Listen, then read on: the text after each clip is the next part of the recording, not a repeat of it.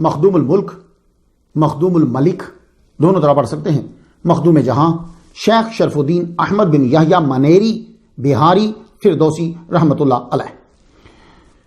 اس ہستی کی تاریخ ولادت جو ہے وہ 7 جولائی 1263 عیسوی ہے، 29 شعبان 661 ہجری ہے، تاریخ وصال 2 جنوری 1381 عیسوی ہے، 6 شوال 782 ہجری ہے۔ آپ کا مزار موجودہ ملک ہندوستان کی ریاست بہار کے ضلع پٹنہ میں ہے۔ پیر پیران سید عبد القادر گیلانی غوث پاک کے وصال سے 100 قمری سال بعد آپ پیدا ہوئے۔ آپ کو آج فیبروری 2018 میں دنیا سے گئے ہوئے تقریباً 637 شمسی سال ہو چکے ہیں۔ آپ نے بہار میں لوگوں کو تصوف جو اصل دین ہے اس کی تعلیم دی، اس لیے ہم انہیں بیان کر رہے ہیں۔ اپنی کرامات سے دین اسلام لوگوں کے دلوں میں مضبوط کیا اور اپنے کردار سے لوگوں کو اسلام کی طرف راغب کیا۔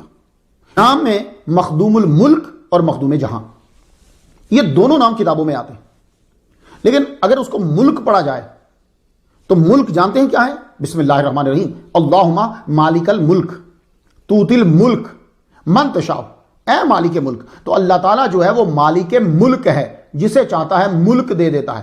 تو مخدوم الملک، اور جہان جو ہے یہ فارسی کا لفظ ہے، جہان عربی کا لفظ نہیں ہے۔ تو ملک، اب اس کو اردو کی کتابوں میں اکثر یہ ہوتا ہے کہ زیر زبر نہیں ہوتی، تو میں اس کو مخدوم الملک بھی پڑھ سکتا ہوں اور آپ بھی پڑھ سکتے ہیں۔ کیوں؟ ملک کہتے ہیں بادشاہ کو، تو مخدوم الملک اور مخدوم جہاں اب ذرا سیٹنگ ہو جائے گی۔ وہ کیسے؟ مخدوم الملک اور مخدوم جہاں، یعنی وہ جہان کے بھی مخدوم ہیں اور جو ان میں بادشاہ بنے ان کے بھی وہ مخدوم ہیں۔ اور یہ بات تو آپ سب لوگ جانتے ہی ہیں کہ آپ مخدوم الملک بھی ہیں، کہ بادشاہوں نے آپ کے آگے سر جھکایا، بادشاہوں نے آپ کے دربار پہ حاضری دی، بادشاہوں نے آپ کی خدمت کی، بادشاہوں نے آپ کی بارگاہ میں نذرانے پیش کیے۔ آپ مخدوم الملک بھی ہیں، مخدوم الملک بھی ہیں، مخدوم جہاں بھی ہیں۔ لوگ، ملک تو اب دیواریں اور پتھر تو نہیں، ملک کے لوگ ان کی خدمت کرتے ہیں، ملک ان کی خدمت کرتے ہیں، جہان کے رہنے والے لوگ ان کی خدمت کرتے ہیں۔ احمد بن یحییٰ، یہ احمد جو ہے یہ آپ کا ذاتی نام ہے، اور احمد ہمارے حضور صلی اللہ علیہ وآلہ وسلم کے آسمانی ناموں میں سے ایک نام ہے۔ حضور صلی اللہ علیہ وآلہ وسلم کے ذاتی نام 2 ہوئے، ایک زمین پہ محمد اور آسمان پہ احمد۔ وَإِذْ قَالَ عِيسَىٰ ابْنُ مَرْيَمَ يَا بَنِي إِسْرَائِيلَ إِنِّي رَسُولُ اللَّهِ إِلَيْكُمْ مُصَدِّقًا لِمَا بَيْنَ يَدَيَّ مِنَ التَّوْرَاةِ وَمُبَشِّرًا بِرَسُولٍ يَأْتِي مِن بَعْدِي اسْمُهُ احمد۔ تو عیسیٰ علیہ السلام نے کہا اس کا میرے بعد جو نبی آئے گا، بشارت دے رہا ہوں میں ان کا نام کیا ہے؟ احمد۔ تو احمد ہمارے نبی صلی اللہ علیہ وسلم کا نام ہے۔ تو مسلمان جو ہیں وہ برکت کے لیے محمد اور احمد رکھتے رہتے ہیں۔ آسمانی نام حضور کا احمد ہے اور زمین میں کیا نام ہے؟ محمد صلی اللہ علیہ وسلم۔ تو آپ کے والد گرامی کا نام یحییٰ، اس لیے احمد بن یحییٰ۔ منیری، اس کا مطلب ہوتا ہے مانیر شہر کا رہنے والا۔ آپ یہاں پیدا ہوئے تھے اس لیے آپ کو منیری کہتے ہیں۔ یہ مانیر ہے، منیر نہیں ہے، مانیر یا من یار ہے۔ تو مانیر جو ہے پاکستان میں جو کتاب ہم پڑھتے ہیں، میں نے ایک ڈاکٹر ظہور الحسن شارب کی کتاب پڑھی، اس میں میم کے اوپر پیش تھا، پتہ نہیں کاتب نے ڈالا یا انہوں نے لکھا، تو نہ بھی ڈلا ہوا ہو تو لوگ سمجھتے ہیں منیر، کیونکہ منیر ہمارے ذہن میں بار بار آتا ہے۔ مجھ سے بھی تسامح ہوا، سید اشرف جہانگیر سمنانی رحمۃ اللہ علیہ کی ہسٹری میں بیان کرتے ہوئے، تو میں منیر کا نہیں، یہ مانیری ہے، مانیری۔ تو بہتر تلفظ جو ہے وہ وہی بتائیں گے جو وہاں کے رہنے والے ہیں، وہ بہتر تلفظ بتائیں گے۔ تو اس لیے وہاں جو منظور قادری صاحب جو بولتے ہیں وہ منیری بولتے ہیں۔ البہاری، بہار شہر کا رہنے والا، وہ بہار سٹیٹ ہے بھائی، تو اسی کا تو شہر ہے جہاں پیدا ہوئے تھے منیر میں، تو یہ بہاری بھی لگا۔ تو یہ بہار جو ہے یہ سنسکرت کا لفظ ہے، وہار یا وہارا، اس سے بنا، ٹریول کرتا کرتا یہ بہار بن گیا ہے۔ تو اس لیے اس کو فارسی والا وہ بہار مت سمجھیے گا جو سپرنگ ہوتی، وہ نہیں، یہ وہار یا وہارا سے بنا ہے بہار۔ فردوسی، آپ کے نام کے ساتھ فردوسی آتا ہے، فردوس والا۔ تو فردوس والا تو تب سمجھ میں آئے گا نا جب فردوس بھی سمجھ میں آئے۔ تو یہ فردوس فارسی اور عربی دونوں میں استعمال ہوتا ہے۔ قرآن مجید کے اندر فردوس کا لفظ استعمال ہوا ہے سورہ کاف کے اندر آیت نمبر 107 پہ، کانت لہم جنات الفردوس نزلا، فردوس کا لفظ آ گیا۔ اور وہ ایک حدیث اگر آپ کی ذہن میں کہیں ہو، وہ دعاؤں میں آتی ہے کہ حضور صلی اللہ علیہ وسلم کیا فرماتے ہیں؟ اللہ تعالیٰ سے جنت الفردوس مانگو۔ تو فردوس جو ہے فارسی کے اندر تو اس کا معنی باغ کا لیا جاتا ہے، لیکن جب اس کو آپ عربی میں استعمال کریں گے تو فردوس جنت کا ایک انتہائی اعلیٰ درجہ ہے، اعلیٰ باغ ہے، عام باغ نہیں ہے۔ لیکن سوال تو یہ رہا کہ مخدوم الملک، مخدوم الملک، مخدوم جہاں کے ساتھ فردوسی کیوں آتا ہے؟ تو سن لیجئے، ان کے نام کے ساتھ جو فردوسی آتا ہے وہ ایک سلسلے کی طرف اشارہ کرتا ہے، سلسلہ فردوسیہ کی طرف۔ یہ سلسلہ فردوسیہ جو ہے یہ کبراویہ ہی کی شاخ ہے، کچھ کا کہنا ہے کہ یہ سوراوردیہ ہی کی شاخ ہے۔ ویسے عام طور پر یہ مشہور ہے کہ سلسلہ سوراوردیہ کے بانی شیخ الشیوخ شہاب الدین سوراوردی ہیں، جنہوں نے عوارف المعارف لکھی۔ 6 سلاسل ایسے ہیں، سب تصوف کے شائقین جو ہیں وہ سماعت کر لیں، 6 سلاسل ایسے ہیں کہ جن کی وجہ سے اسلام زیادہ پھیلا ہندوستان کے اندر، پورے ہندوستان کے اندر۔ وہ کون سے ہیں؟ چشتیہ، قادریہ، شتاریہ، نقشبندیہ، سوراوردیہ اور فردوسیہ۔ اس سلسلے کی ابتدا حضرت نجم الدین الکبریٰ سے ہوئی۔ ان کا تذکرہ میں 119 نمبر سٹوری پہ کر آیا ہوں، سن لیجئے گا۔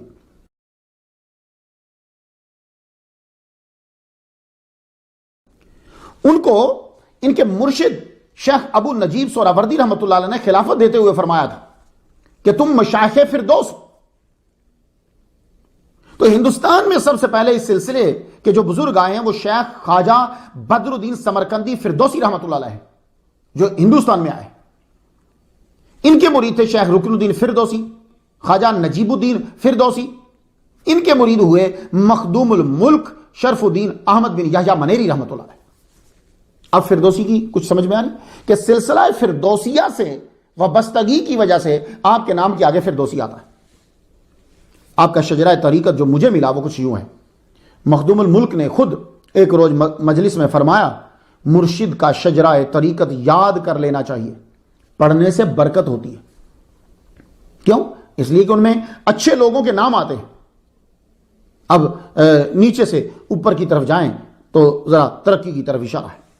الہی بحرمت خواجہ شیخ مخدوم الملک احمد بن یحییٰ منیری رحمۃ اللہ، الہی بحرمت شیخ نجیب الدین فردوسی، الہی بحرمت شیخ رکن الدین فردوسی، الہی بحرمت شیخ بدر الدین سمرقندی، الہی بحرمت شیخ سیف الدین باخرزی رحمۃ اللہ علیہ، الہی بحرمت شیخ نجم الدین الطامۃ الکبریٰ، الہی بحرمت شیخ ضیاء الدین ابو نجیب سوراوردی، الہی بحرمت شیخ وجد الدین ابو حفص، الہی بحرمت شیخ محمد بن عبداللہ، الہی بحرمت احمد سیاح دینہ وری، الہی بحرمت خواجہ ممشاد دینہ وری، الہی بحرمت خواجہ ابو القاسم جنید بغدادی۔ ایک سلسلہ ان کا اب جنید بغدادی سے بھی آتا ہے۔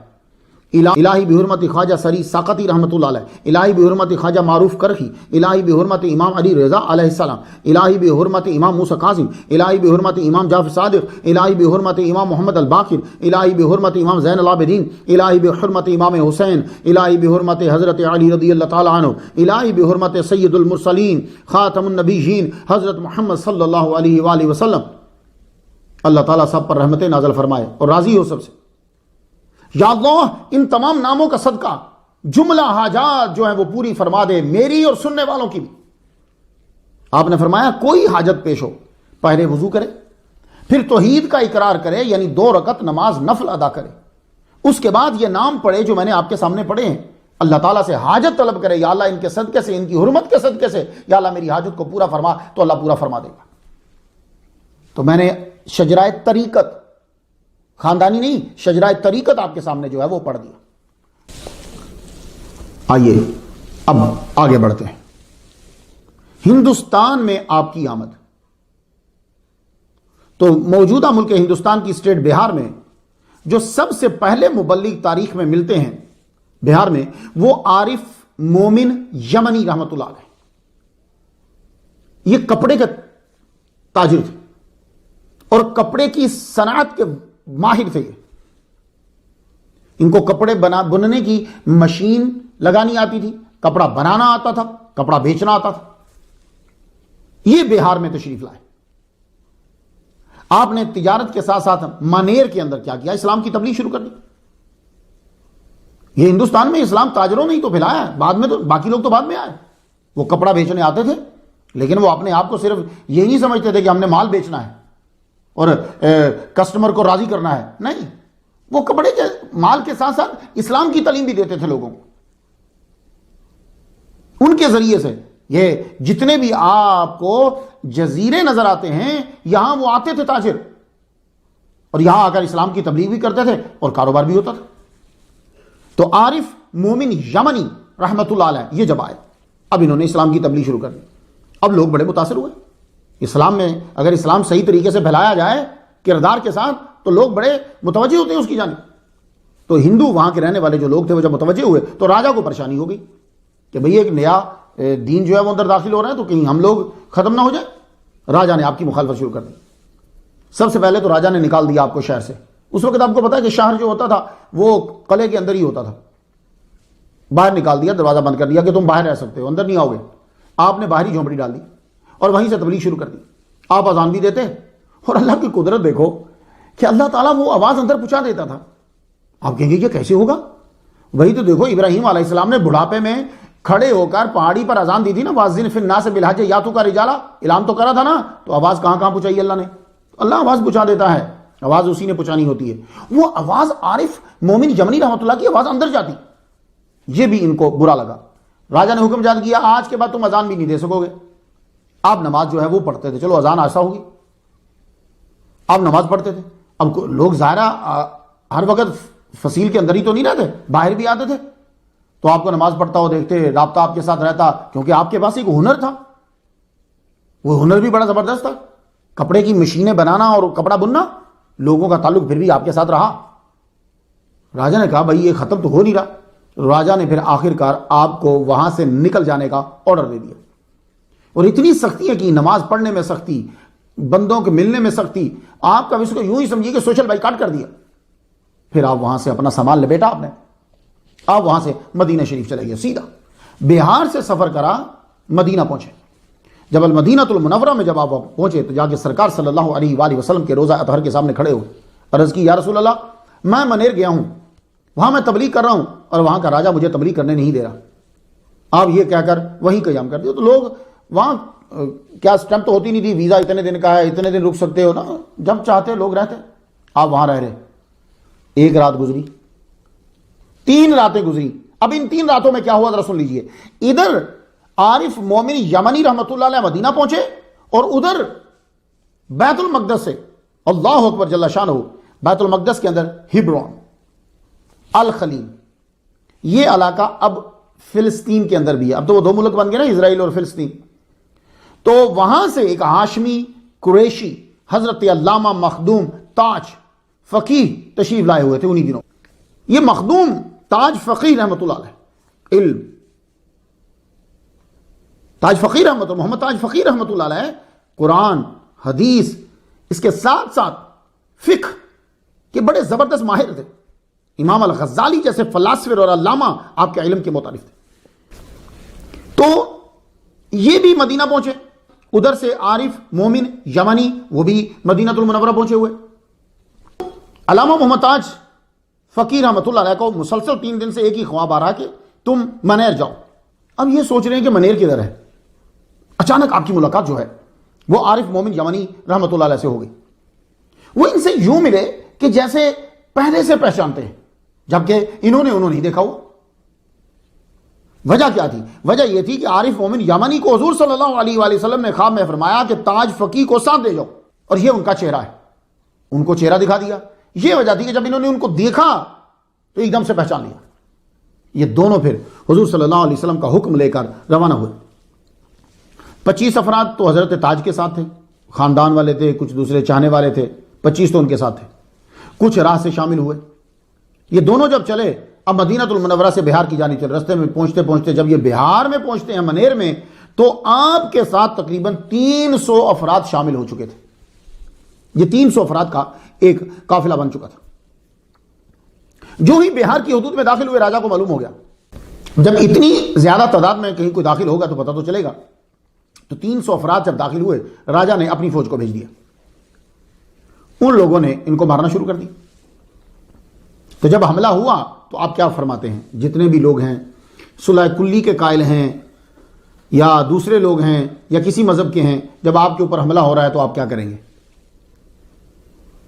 آپ وہ بات کیجئے گا کہ جس پر عمل بھی کیا ہو، تو ظاہر ہے دفاع تو کریں گے۔ اب انہوں نے بھی دفاع کیا۔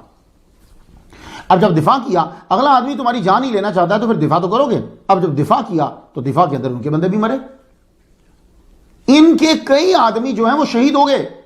آج بھی بہار کی زمین جو ہے، آپ جا کے دیکھ لیجیے، ہمیں منظور قادری صاحب نے جو دکھائی ہیں وہ شہداء کی قبریں آج بھی بہار میں ہیں جو ان کے ساتھ آئے تھے۔ بڑے بڑے علامہ تھے ان میں، کیا مطلب؟ بڑے بڑے لوگ تھے۔ ہمارے ہاں بھائی امام، علامہ، مفتی بہت بڑا آدمی ہوتا ہے، مسلمانوں کے ہاں تو یہی ہوتا ہے، ان کی قبریں۔ اب جب اتنا ظلم بڑھ گیا تو پھر کیا ہوا؟ پھر کسی منچلے نے آگے بڑھ گئی، راجہ بھی جو ہے وہ بیچ میں لڑائی میں مارا گیا۔ جب راجہ مارا گیا تو پورے منیر کے اوپر جو ہے وہ قبضہ ہو گیا۔ اب قبضہ ان کا ہوا۔ عارف مومن یمنی، انہوں نے وہاں کے لوگوں کو کچھ نہیں کہا، بلکہ ان کو مشینیں لگا کے دی، لے کپڑا بنو، دوسری جگہوں پہ بیچو۔ علامہ محمد تاج فقیر رحمۃ اللہ علیہ نے قبضہ کرنے کے بعد لوگوں کو مارا نہیں، کہا کہ یہ دیکھو یہ ہے ہمارا اسلام، سنو سنو، اسے سمجھ میں آتا ہے تو قبول کرو، بینیفٹ ہے۔ یہ ہوتا ہے طریقہ اسلام۔ اسی طرح ہی اولیاء نے اسی طرح، بھائی آؤ سنو، سننے کے بعد فیصلہ تم کر لو کہ تمہارے پاس جو چیزیں ہیں وہ زیادہ فائدہ مند ہیں یا جو ہم تمہیں دے رہے ہیں وہ زیادہ فائدہ مند ہیں۔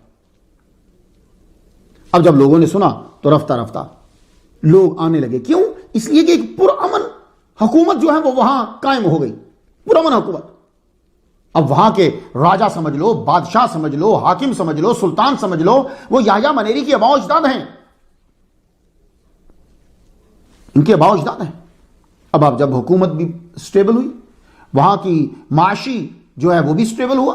یہ اولیاء کرام نے دیکھا، یہ نہیں کیا کہ صرف مفت کی نمازیں پڑھاتے جاؤ اور تبلیغ کرتے جاؤ، نہیں، ان کے کھانے پینے کا بھی بندوبست کر دیا۔ وہ عارف مومن یمنی رحمۃ اللہ علیہ کی ڈیوٹی ہے کہ ان کی معاشی حالت کو آپ نے بہتر بنانا ہے، وہ ان کو چیزیں سکھا دیجیے۔ تو حضرت تاج جو ہیں رحمۃ اللہ علیہ، آپ کے ساتھ آپ کے بیٹے بھی وہاں گئے تھے۔ کہتے ہیں کہ آپ کے 3 بیٹے اور 1 بیٹی تھی۔ شیخ اسرائیل ان میں سے ایک ہے، ان کی ولادت بیت المقدس میں ہوئی ہے، یعنی مطلب کہ جہاں وہ شہر ہے، وہ ایک پورا بڑا شہر ہے، آپ کبھی جائیے گا۔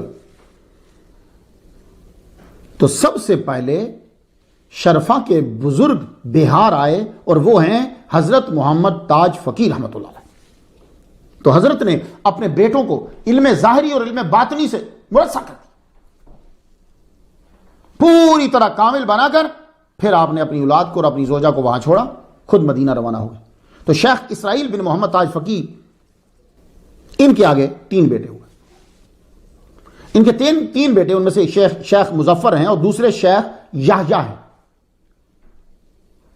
شیخ یحییٰ کی ولادت بیت المقدس میں ہوئی تھی۔ آپ جب بہار میں آئے تھے تو 4 سال کے تھے، جو مخدوم الملک کے، مخدوم جہاں کے والد گرامی ہیں، وہ جب بہار میں تشریف لائے تو 4 سال کے تھے۔ شیخ اسرائیل نے دین اسلام کے زیور سے ان کو آراستہ کیا، ان کی شادی ہوئی۔ انہی کے دوست شیخ شہاب الدین پیر جگجوت بلخی، یہ کاشغر کے شہزادے ہیں، ان کی بیٹی سے شادی، بی بی سیدہ رضیہ۔ اللہ تعالیٰ نے ان کو 4 صاحبزادے عطا فرمائے۔ اللہ تعالیٰ نے 4 صاحبزادے عطا فرمائے اور 1 صاحبزادی عطا فرمائی۔ کن کو؟ یحییٰ منیری رحمۃ اللہ علیہ کو، شیخ جلیل الدین، شیخ خلیل الدین، شیخ مخدوم الملک، مخدوم جہاں شرف الدین احمد بن یحییٰ منیری، اور شیخ حبیب الدین۔ شیخ یحییٰ منیری جیسا والد ہو کہ جن کا شجرہ ملتا ہو زبیر بن عبد المطلب سے رضی اللہ تعالیٰ، اور علم میں وہ مقام کے بغداد کے لوگ اعتراف کریں آپ کے علم کا، اور تصوف میں یہ عالم کے تخت و تاج سپرد کر دیں، اور والدہ آپ کو وہ ملی جو عالم صوفی کی بیٹی ہے، اور شجرہ ملتا ہے امام جعفر صادق سے جا کر، تو پھر بیٹا مخدوم الملک کیوں نہیں ہوگا، مخدوم جہاں کیوں نہیں ہوگا؟ باپ یحییٰ منیری ہو اور ماں جو ہے امام جعفر صادق کی اولاد سے ہوں، تو بیٹا مخدوم الملک کیوں نہیں، مخدوم جہاں کیوں نہیں ہوگا؟ اللہ اکبر جل شانہ۔ کی ولادت صوبہ بہار کے شہر منیر میں ہوئی۔ اس وقت یہ دارالحکومت ہوتا تھا. ڈاکٹر پاول جیکسن نے کہا ہے, وہ کہتے ہیں کہ he was born in Maner, a town about 20 miles of Patna in Bihar on August 1263.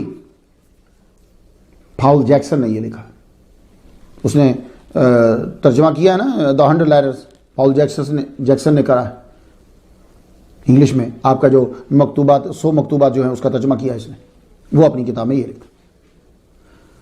تو بہار ریاست کو یہ اعزاز حاصل ہے کہ اس پہ مخدوم الملک شرف الدین احمد بن یحییٰ منیری رحمۃ اللہ علیہ 29 شعبان 661 ہجری میں پیدا ہوئے, اور آپ کا نام احمد رکھا گیا. اس کا تذکرہ آپ نے خود کیا ہے کہ میرا نام احمد. آپ نے تعلیم کتنی حاصل کی اور کیسے حاصل کی؟ علماء اور صوفیاء اور سادات کے گھروں میں آج یہ 2018 جو جا رہا ہے, آج سے 100 سال پہلے وہ تمام باتیں صرف رہنے سے آ جاتی تھی جو آج ہم کو پڑھنے کے بعد حاصل ہوتی ہیں. کیوں؟ اس لیے کہ وہ خود سب ان کے گھر کا سسٹم جو ہوتا تھا وہ سنت کے مطابق ہوتا تھا.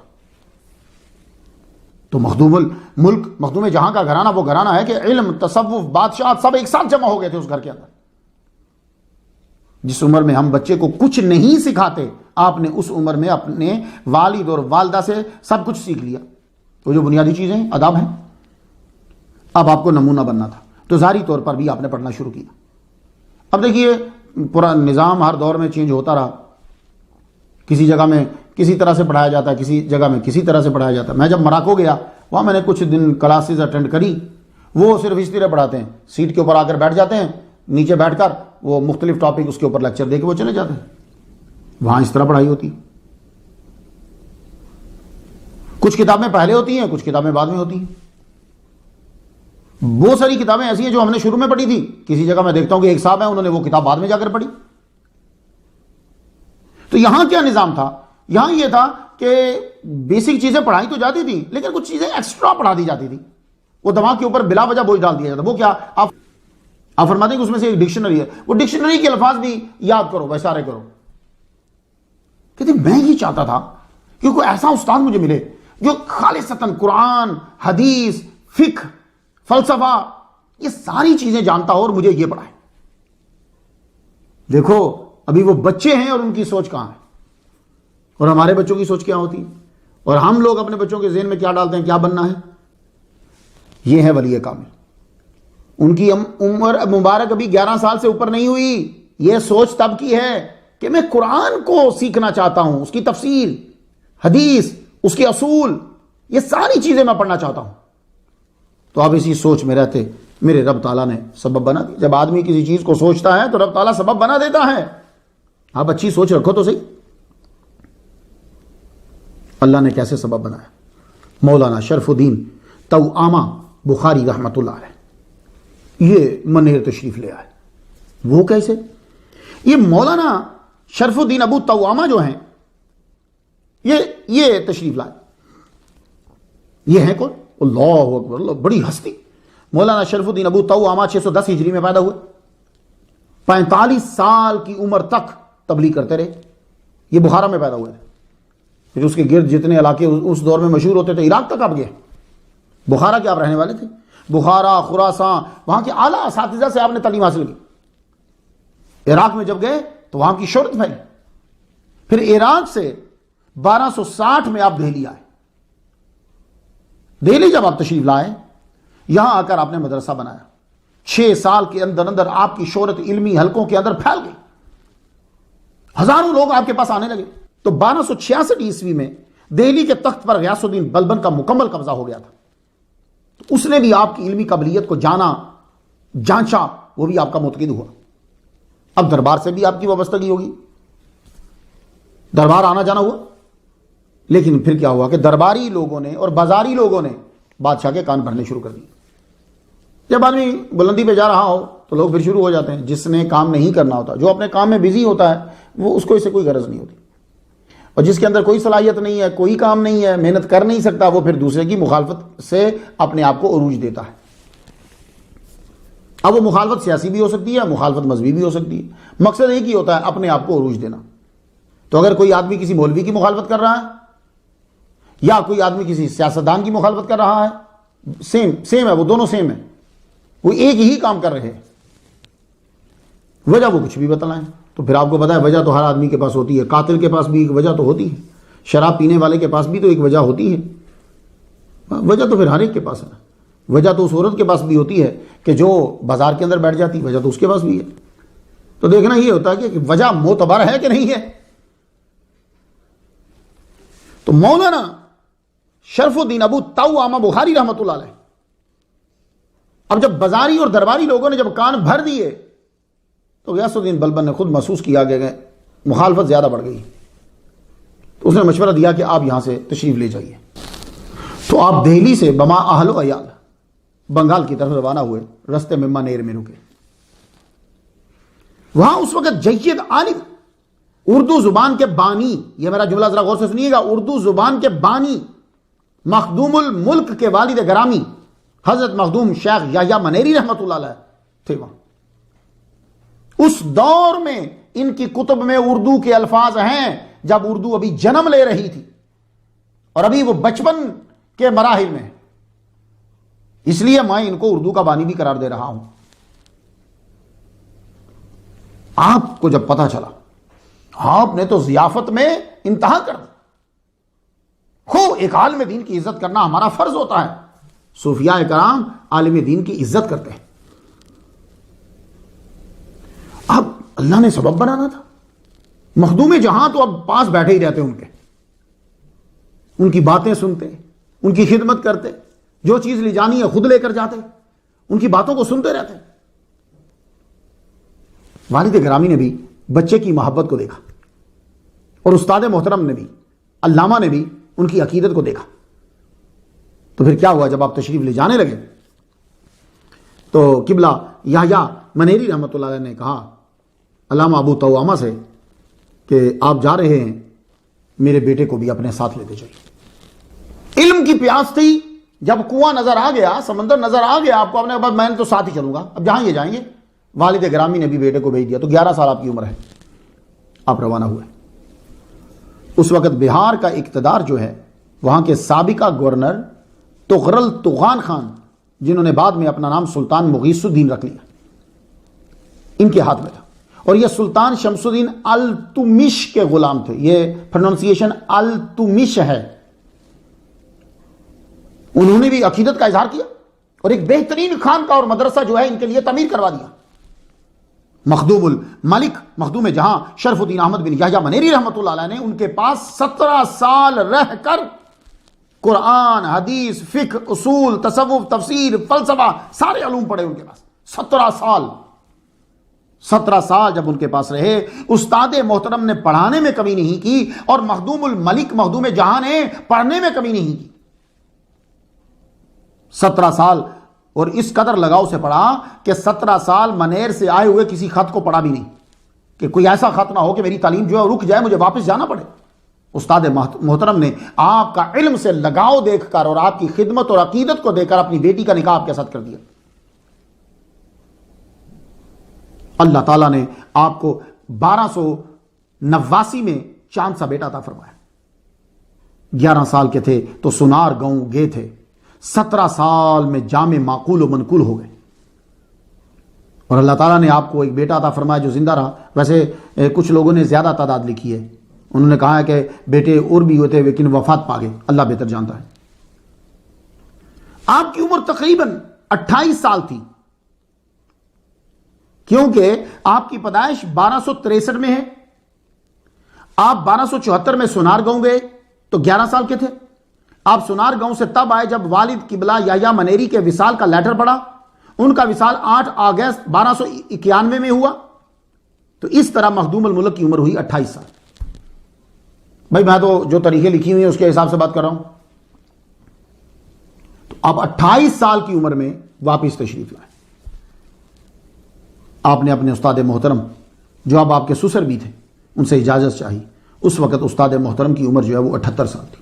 کہ وہ لیٹر جو پڑھا کہ ابا کا وصال ہو گیا ہے تو اب آپ چلے. آپ نے اپنی بیوی کو، اپنے بچے کو ساتھ لیا اور روانہ ہوا. منیر میں پہنچے. وہاں آپ نے چند ماہ گزارے ہوں گے کہ اپنی والدہ ماجدہ سے ایک دن کہتے ہیں، ماں جی مجھے علم طریقت اب سیکھنا ہے. میں شریعت سیکھ چکا، مجھے علم طریقت سیکھنا ہے. کیوں سیکھنا ہے؟ اس لیے کہ میں دوسروں کو سکھا سکوں. دوسروں کو سکھانے کے لیے مجھے وہ سیکھنا ہے. تو ماں، میں اپنا بیٹا چھوڑ کے جا رہا ہوں آپ کے پاس، اسے مجھے ہی سمجھنا، اور میری بیوی آپ کی خدمت کے لیے، اور مجھے آپ اپنے حقوق معاف فرما دیجئے. میری بیوی نے بھی اجازت دے دی ہے، آپ بھی اجازت دے دو، میں چلتا ہوں، میں علم طریقت سیکھوں. منیر سے دہلی کی طرف روانگی آپ کی. تو آپ نے اپنے بچے کو، اپنی بیوی کو وہاں چھوڑا. اب آپ وہاں روانہ ہوئے، علم طریقت کا کوئی راہبر ملے اب مجھے. تو وہاں سے دہلی کی طرف روانہ ہونے لگے تو آپ کے بھائی بھی شیخ جلیل الدین وہ بھی آپ کے ساتھ شامل ہوئے. یہ 1291 کی بات ہے. 1291. اب 1291 میں آپ وہاں سے روانہ ہو رہے ہیں. تو اس دور میں جو مشہور تھے آپ ان سے ملے. بو علی شاہ قلندر کا نام سنا، ان سے بھی جا کے ملے. لیکن بو علی شاہ قلندر زیادہ تر جذب اور شکر میں اس وقت تھے. کہنے لگے ہیں تو بڑے اعلیٰ مقام کے، لیکن ہمیں سالک کی ضرورت ہے.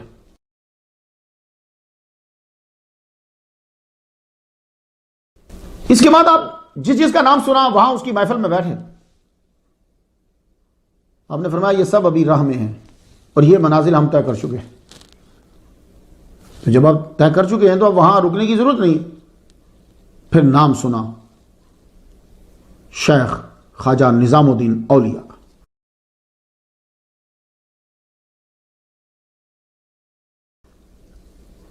بڑے بھائی بولے بھائی ان کے پاس چلتے ہیں، بہت نام ہے ان کا شیخ ہے. کہنے لگے چلو چلتے ہیں. وہاں پہنچے تو شاہ عبدالحق محدث دہلوی رحمۃ اللہ فرماتے ہیں اخبار الاغیار میں کہ جب آپ ان کی خانقاہ پہنچے تو آپ کا وصال ہو چکا تھا. اگر تاریخی حوالے سے دیکھا جائے، جو میں نے تاریخیں آپ کو پیش کی ہیں، میں کسی کو غلط نہیں کہہ رہا، لیکن اگر تاریخی حوالے سے دیکھا جائے تو یہاں تسامح ہوا ہے. کیوں؟ اس لیے کہ مخدوم جہاں 1291 میں گئے تھے اور نظام الدین والملت والاولیاء کا وصال 34 سال بعد 1325 میں ہوا ہے. تو یہاں ڈاکٹر پاؤل جیکسن سے بھی تسامح ہو گیا. اس نے 1280 لکھا ہے. اس وقت تو آپ سونار گاؤں میں پڑھ رہے تھے. تو اگر مخدوم جہاں کے والد گرامی کی وفات 1291 میں ہوئی ہے اور آپ 1291 میں وہاں سے دہلی کی طرف بڑھے ہیں تو نظام الدین اولیاء رحمہ اللہ زندہ تھے، کیونکہ آپ کا وصال 1325 میں ہوا ہے. یہ تسامح ہو گیا ہے. اب اگر آپ کہیں جی فلاں کتاب میں لکھا ہوا ہے، فلاں کتاب میں لکھا ہوا ہے، میں کتابوں کا انکار نہیں کر رہا، میں یہ پوچھ رہا ہوں کہ اگر 1291 میں آپ دلی کی طرف گئے ہیں تو پھر 1291 میں تو وہ زندہ تھے، کیونکہ 1325 میں 34 سال کے بعد جا کر وصال ہوا ہے. تو اتنا عرصہ یہ ہے، یہ اس کی وجہ سے میں کہہ رہا ہوں کہ تسامح ہو گیا ہے. اب وہ تسامح کیوں ہوا ہوگا؟ اس لیے کہ انہوں نے کسی کتاب سے عبارت کو دیکھا ہوگا، تاریخ کو نہیں دیکھا ہوگا. جب آپ خواجہ نظام الدین اولیاء رحمہ اللہ کے پاس پہنچے، ان سے ملاقات ہوئی، انہوں نے بھی خوب ضیافت کیا. آپ صوفیہ عالم دین کی عزت کرتے، تو ضیافت جو ہے اس دور میں، اور آج بھی شاید ہندوستان کے علاقوں کے اندر ایسا ہوگا، ضرور ہوگا، کہ جب آپ کا کوئی پسندیدہ مہمان آتا ہے آپ کھانا کھلانے کے بعد گلوری پیش کرتے ہیں، وہ پان بیڑا جسے بولتے ہیں، وہ پان پیش کرتے ہیں. تو خواجہ نظام الدین اولیاء رحمہ اللہ نے بھی 3 پیش کیے. 3 پیش کیے. اس سے یہ پتا چلتا ہے کہ آپ نے ان کو بڑی عزت اور احترام کا مقام دیا. تو آپ نے فرمایا بھائی آپ کا فیض ہمارے پاس نہیں ہے، آپ کا فیض کئی سالوں پہلے کسی اور کے سپرد کر دیا گیا ہے، آپ خود ہی وہیں پہنچ جاؤ گے. اب اس کی دلیل دوں میں آپ کو. مخدوم جہاں حضرت نظام الدین اولیاء رحمہ اللہ کی بڑی عزت اور بڑی تکریم کرتے تھے. اس کی دلیل میرے پاس یہ ہے کہ آپ کے ملفوظات جو ہیں اس کے اندر تائید کے لیے بطور حوالہ آپ حضرت خواجہ نظام الدین اولیاء کی باتیں پیش کرتے تھے. معدن المعانی 51ویں باب میں آپ جائیے، 51ویں باب میں جائیے تو آپ نے فرمایا کہ ان کا اتنا بلند مقام ہے، جو مشکل انہیں بیداری میں پیش آتی تھی وہ خواب میں پوچھ لیتے تھے، وہ حل ہو جاتی تھی. اور ایک دفعہ حضرت نظام الدین اولیاء کا تذکر آیا تو فرمایا اس بات میں کوئی شبہ نہیں، وہ بزرگ ہیں. ہم نے پڑھا ہے کہ امیر حسن سے کہا کہ تم یہ دعا مانگا کرو، اللہم انی اسالوکا اللہ اسالوکا سوا کا، اے اللہ میری دعا ہے تیرے علاوہ کسی سے نہ مانگو، میں تجھ سے تجھی کو مانگتا رہوں. کہتے ہیں یہ بات ان کی ہمت کی دلیل ہے. عقبہ کا طریقہ بتاتے ہوئے حضرت نظام الدین اولیاء کا طریقہ بتایا کہ سر کو زانوں میں ڈال کے ٹیک لگا کر بیٹھے، یہ مراقبہ کا طریقہ ہے۔ مجالس میں ذکر کرنا دلیل ہے کہ آپ ان کی بڑی تعظیم کرتے تھے۔ بات سمجھ میں آئی؟ تو اس لیے اگر کسی گفت لہجے سے یا لائن سے یہ ثابت ہو تو ذہن جھٹک دیجئے گا، آپ ان کی بڑی عزت کرتے تھے۔ خود انہوں نے فرمایا کہ بھئی آپ کا فیض ہمارے پاس نہیں ہے۔ تو پان آپ نے لیا، 2 پگڑی میں رکھے تو چل پڑے۔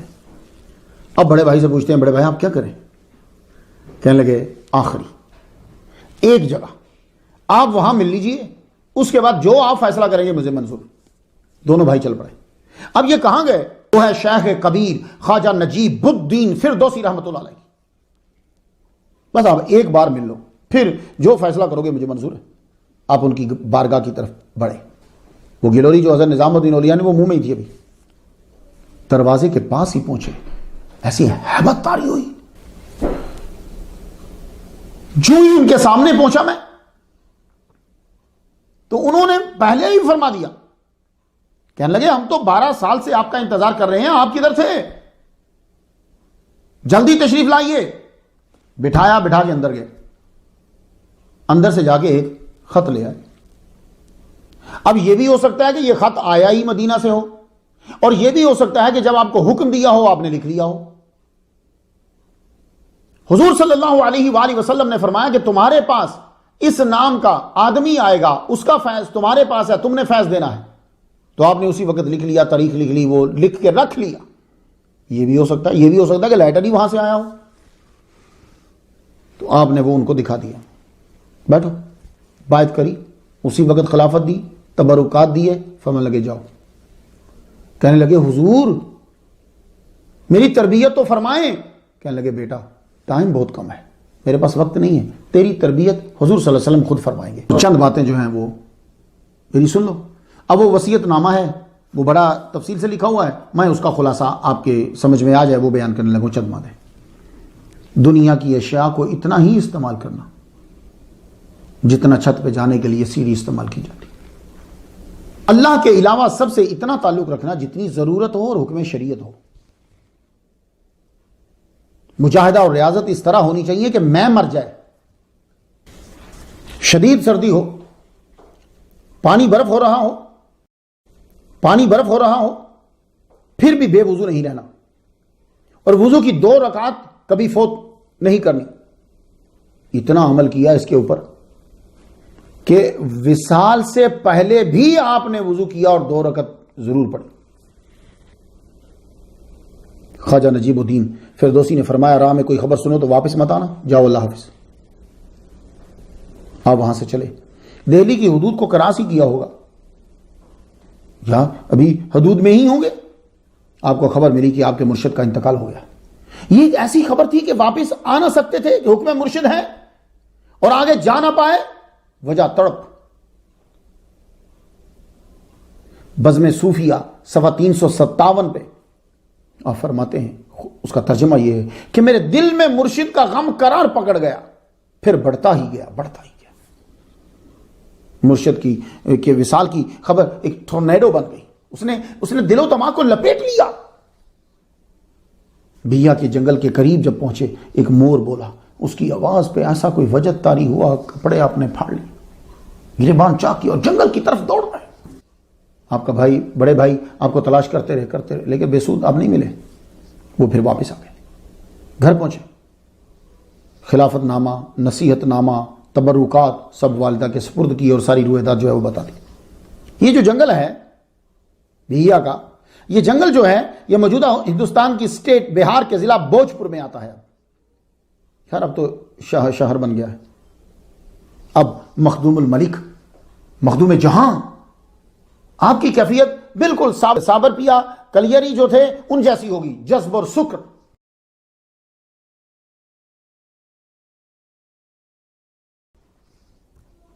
10 سال جنگل میں گزار دیے، کسی کو کچھ خبر ہی نہیں۔ جذب و سکر میں اتنے گئے کہ ایک درخت کے نیچے کھڑے ہو گئے، کھڑے ہوئے سالوں گزر گئے، جسم کو پتوں اور مٹی نے کیا کیا؟ ڈھانپ لیا بالکل۔ چونٹیاں، سانپ اور یہ آپ کے جسم سے گزر کر یوں درخت کے اوپر چلے جاتے۔ ایک روز ڈمراؤں کا راجا شکار کھیلتا ہوا آیا، وہ اس درخت کے نیچے بیٹھ گیا۔ اس کو یوں ڈاؤٹ ہوا، شک ہوا کہ یہ تنا نہیں ہے، کوئی انسان ہے. اس نے بلایا اپنے بندے، کہنے لگا بہت احتیاط کے ساتھ یہ پتے اتارو، یہ مٹی اتارو. دیکھا تو واقعی نیچے انسان. فوراً اٹھایا، ان کو لے کر گئے. شاہی طبیب سے یہ کہا کہ ان کا علاج شروع کرو. اب اس نے ایسے آئل استعمال کرے، آپ کے جسم میں تازگی آئی، آپ کے جسم میں لچک آئی. پھر آپ نے اپنی پوری تفصیل جو ہے وہ راجا کو بتلائی. راجا آپ کا دیوانہ ہو گیا. کتب میں تحریر ہے. اللہ نے اس کے خاندان کو پھر بڑا نوازا. آپ کے چچا زاد بھائی مخدوم شاہ شعیب فردوسی اپنی تصنیف مناقب الاصفیاء میں لکھتے ہیں، اس کتاب کو بھی پڑھیے گا، زبردست کتاب ہے، فارسی میں ہے. کہتے ہیں ایک رات شدید سردی تھی، کڑک زبردست بارش بڑی زبردست، اور آپ کی والدہ ماجدہ جو ہیں وہ یوں بیٹھی ہوئی، دروازہ کھولا ہوا آپ نے اپنے کمرے کا، اور والدہ کہہ رہی میرا بیٹا اس وقت کس حال میں ہوگا. آپ کی نظر صحن میں، میرا بیٹا کس حال میں ہوگا، اس بارش میں کڑک میں کیا حال ہوگا اس کا. تو ابھی یہ سوچ ہی رہی ہیں کہ دیکھتی ہیں کہ صحن میں مخدوم الملک، مخدوم جہاں شرف الدین احمد بن یحییٰ منیری رحمہ اللہ سامنے کھڑے. اتنی لمبی جدائی تھی، 10 سال سے زیادہ گزر گئے تھے. دوڑتی ہوئی گئی، جا کے اپنے بیٹے کے سینے سے لپٹ گئی. تو جب لپٹتے ہیں تو معلوم تو ہوتا ہے وہ بھیگی ہوئی تھی، بیٹے کے جسم پہ پانی کا ایک قطرہ تک نہیں ہے. بیٹے اتنی شدید بارش ہو رہی اور آپ بھیگے نہیں ہو. کہا ماں یہی تو آپ کو بتانا ہے، آپ فکر مند رہتی ہو کہ بارش ہے کہاں ہوگا کیا ہوگا. عرض کی ماں دیکھو میرا جسم بھیگا تو نہیں ہے نا، آپ دیکھ لو بارش ہے کیچڑ ہے لیکن میرے پاؤں کے ساتھ نہیں لگا ہوا. تو ماں اللہ جب حفاظت کرتا ہے تو یہ زمین اور آسمان، یہ انسان اور حیوان، یہ کوئی تکلیف نہیں پہنچا سکتے. ماں آپ میرے بارے میں کچھ فکر مند نہ ہوا کرو. چند روز ماں کی خدمت کی، پھر ایک روز چلے گئے، پھر ایک روز چلے گئے. لوگ پوچھتے ہیں، جن کو نفس کی مخالفت مشکل لگتی ہے وہ پوچھتے ہیں، جو لوگ 3 ٹائم کھانا کھاتے ہیں وہ پوچھتے ہیں، جو لوگ مہنگے مہنگے لباس پہنتے ہیں وہ پوچھتے ہیں، دن بھر لوگوں کے حقوق مارتے ہیں وہ پوچھتے ہیں، گھر والوں کو تنگ کرتے ہیں وہ پوچھتے ہیں، مسجد میں نماز پڑھنے جاتے ہیں مولوی کو تنگ کرتے ہیں وہ پوچھتے ہیں کہ یہ جو صوفیاء اور اولیاء ہیں یہ مجاہدہ کیوں کرتے ہیں. یہ اولیاء نہ سالوں کھاتے ہیں، نہ کسی کی غیبت کرتے ہیں، ایک ہی لباس میں سال گزار دیتے ہیں، کسی پہ ظلم نہیں کرتے، سوتے بھی نہیں، یہ نماز کیوں نہیں پڑھتے. اعتراض سنا آپ نے کن لوگوں کا، کن لوگوں پر، یہ نماز کیوں نہیں پڑھتے، ان کی نماز کدھر گئی. بہت عمدہ اعتراض ہے. یہ مجاہدہ کیوں کرتے ہیں، نماز کدھر گئی. صرف اعتراض پہ چپ نہ ہوتے، بات کو عالمانہ کلر بھی دیا. یہ ہندوؤں اور عیسائیوں کی طرح جنگلوں میں چلے جاتے ہیں. دیکھا، ہندوؤں اور عیسائیوں کی طرح جنگلوں میں چلے جاتے ہیں. اگر ان چند مسلمانوں کی مماثلت آپ نے چند ہندوؤں اور چند عیسائیوں سے کر کے غلط قرار دیا ہے تو پھر عبارت کو یوں بناؤ، کچھ مسلمان ہیں جو بہت ہی کم ہیں جو چند ہندوؤں اور عیسائیوں کی طرح جنگلوں میں چلا کشی کرتے ہیں، اور اکثر مسلمان ہیں جو اکثر ہندوؤں اور اکثر عیسائیوں کی طرح شہروں میں زندگی گزارتے ہیں. عبارت پھر یوں بناؤ نا مزہ آئے. بھائی جو جنگلوں میں جاتے ہیں وہ چند، اور جنگلوں میں جو ہندو جاتے ہیں وہ بھی چند. تو چند مسلمان چند ہندوؤں کی طرح جنگل میں جاتے ہیں. اب جو جنگل میں نہیں جاتے وہ اکثر، تو جو مسلمان نہیں جاتے چلا کرنے وہ بھی اکثر. تو آپ عبارت یوں بناؤ، اکثر مسلمان اکثر ہندوؤں کی طرح جنگلوں میں نہیں جاتے. تو اگر وہ نجائز ہے تو یہ بھی نجائز کرو. مماثلت تو دونوں جگہ ہو رہی ہے. ہمارے تصوف میں بہادری کی دلیل ہے دنیا کو استعمال کیا جائے آخرت کے لیے، نہ کہ دنیا کو منزل بنایا جائے. مگر یہ کام بڑا مشکل ہے، بہت مشکل ہے کہ تم دنیا کو منزل نہ بناؤ. یہ بہت مشکل کام ہے. تو صوفیہ نے سوچ بچار کے بعد یہ نتیجہ نکالا کہ اس چیز پر کنٹرول کرو جو دنیا کو محبوب بناتی ہے. سیدھا نفس پر اٹیک کرو، اس کو کنٹرول پہ لے کر آؤ، اس پہ قبضہ کرو. اب کنٹرول کرنے کے لیے مجاہدہ جو ہے وہ کیا جاتا ہے. ویسے یہ کنٹرول میں نہیں آتا. آپ نمازیں پڑھتے رہو، یہ کنٹرول میں نہیں آئے گا. اب اس کو کنٹرول کرنا ہے. تو اس پر کنٹرول اور قبضہ کرنے کے طریقے ہر دور میں مختلف رہے، مقصد ایک ہی تھا. مجاہدہ پہ مخالفین کا اعتراض کچھ سمجھ میں آتا اگر یہ جنگلوں میں جا کر درخت بیچ کر کھاتے، جانوروں کا شکار کرتے، ڈاکہ ڈالتے اور وہاں پناہ لیتے، تمام اولیاء نے چلا کیا، خود روٹی نہیں کھائی، نہ جنگلوں میں اگر نہیں ہے تو تمہارے ہاں سے روٹیاں نہیں کھا رہے، وہ پانی تک خود پہ بند کر لیا، تمہارے پانی کا نقصان نہیں ہو رہا، نفس پر قابو پایا، پھر شہر میں واپس آئے اور آ کر اسلام کو پھیلایا۔ کیا آج کے ہم عن صلاتہم ساہون کو اس بات میں خرابی نظر آئی؟ خود ہم کوئی کام کرتے ہیں، وہ نہ قرآن میں ہو، نہ حدیث میں ہو، نہ حضور نے کیا ہو، تو دلیل دیتے ہیں جی اس کی اصل قرآن میں ہے اس لیے جائز ہے۔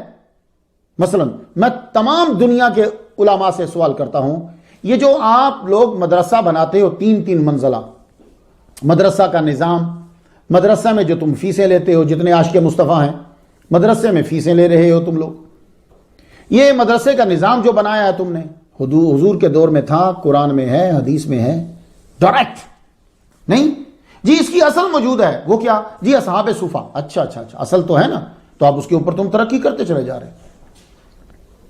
کیا صوف کے لباس کی اصل نہیں ہے؟ یہ اصول پھر اولیاء کے اوپر کیوں بھول جاتے ہیں؟ کیا صوف کے لباس کی اصل نہیں ہے؟ حضور صلی اللہ علیہ وسلم نے خود پہنا ہے صوف کا لباس۔ حضرت حسن بصری 70 بدری صحابیوں سے ملے ہیں کہ جو صوف کا لباس پہنتے، خود حضرت ابو ہریرہ کا لباس کئی عرصہ صوف کا لباس رہا۔ کیا اس کی اصل نہیں ہے؟ وہ اولیاء جو کم کھاتے ہیں، کھانے سے پرہیز کرتے ہیں، کیا اس کی اصل آپ کو نہیں ملی؟ حضور صلی اللہ علیہ وآلہ وسلم نے وصال کے روزے رکھے، صحابہ کرام نے جب رکھنے شروع کیے تو آپ نے منع فرمایا، یہ نہیں کہا کہ یہ حرام ہے، آپ نے منع فرمایا، اور دلیل کیا دی؟ آپ نے فرمایا اللہ مجھے کھلاتا ہے اور پلاتا ہے، نبی جھوٹ نہیں بول سکتا، یا نبی جھوٹ نہیں بولے گا اللہ مجھے کھلاتا ہے پلاتا ہے تو ویسے بات کر دیو، نہیں یقیناً اللہ کھلاتا اور پلاتا ہوگا سحری میں اور افطار میں، لیکن وہ ذریعہ ان کے پاس نہیں ہے، تو انہیں منع کرتا تم کو یہ کہہ دیا کہ تم صوم داؤدی رکھو، ایک دن روزہ اور ایک دن کھاؤ، تو کیا اصل نہیں ہے؟ کیا اولیاء و صوفیاء کے شہر سے دور جانے کی کوئی اصل نہیں ہے؟ حضور صلی اللہ علیہ وآلہ وسلم شادی سے پہلے اور شادی کے بعد غار حرا میں جاتے تھے کہ نہیں جاتے تھے؟ وہاں جا کر بیٹھتے تھے، تو غار حرا تب کہاں تھی؟ گھر کے اندر تھی۔ حضرت موسیٰ علیہ السلام 40 دن تک بیٹھے رہے شہر سے دور جا کر، کیا اصل نہیں ہے؟ تو نماز پڑھنے والوں نے دیکھا کہ نماز نظر نہیں آ رہی۔ پہلی بات تمام سن لیں، سب لوگ غور سے سن لو، یہ جذب و سکر کا طویل ہو جانا بہت شاذ ہے، ورنہ اکثر اولیاء صوفیاء نماز کے وقت سکر و جذب سے باہر آ جاتے ہیں، وہ نماز پڑھتے ہیں اس کے بعد پھر اس کیفیت میں پہنچ جاتے ہیں۔ رہا ان اولیاء کا مسئلہ جو کروڑوں میں ایک ہیں، وہ سالوں ایک ہی حالت میں کھڑے رہے، صابر پیا کھڑے رہے۔ ہمارے مخدوم الملک مخدوم جہاں 10 سال تک جنگلوں میں ہیں، کئی سال تک وہ کھڑے رہے۔ اب آپ بتا دیجئے کیا یہ انسانی فطرت اور انسانی طبیعت کا خاصہ ہے؟ بھائی یہاں تو لوگ نماز پڑھ رہے ہوں تو زیادہ دیر کھڑے نہیں رہتے، مولوی صاحب اگر قرات لمبی کر دیں تو بولتے ہیں ذرا مختصر کیا کرو، نماز میں زیادہ دیر کھڑے نہیں رہتے، بچہ سکول میں زیادہ دیر کھڑا نہیں رہتا، آپ اگر زیادہ دیر کھڑے رہیں تو تھک جاتے ہیں، تو معلوم ہوا کہ انسان کی طبیعت، انسان کی عادت یہ ہے کہ وہ زیادہ دیر کھڑا نہیں رہ سکتا۔ تو اب اگر ایک ولی کامل جو ہے وہ 1 سال تک کھڑا ہے تو پتہ یہ چلا کہ وہ اس عالم میں نہیں ہے۔ تو حضرت مرشد زبیر نقشبندی فرماتے ہیں کہ چند گھنٹوں کے بعد تھک جاتا ہے، اور ان کا کئی سال کھڑے رہنا بتانا ہے کہ انسانی طاقت اور دنیا سے آگے ہیں، اور وہ کس دنیا میں؟ وہ عالم سکر میں ہے، عالم جذب میں ہے۔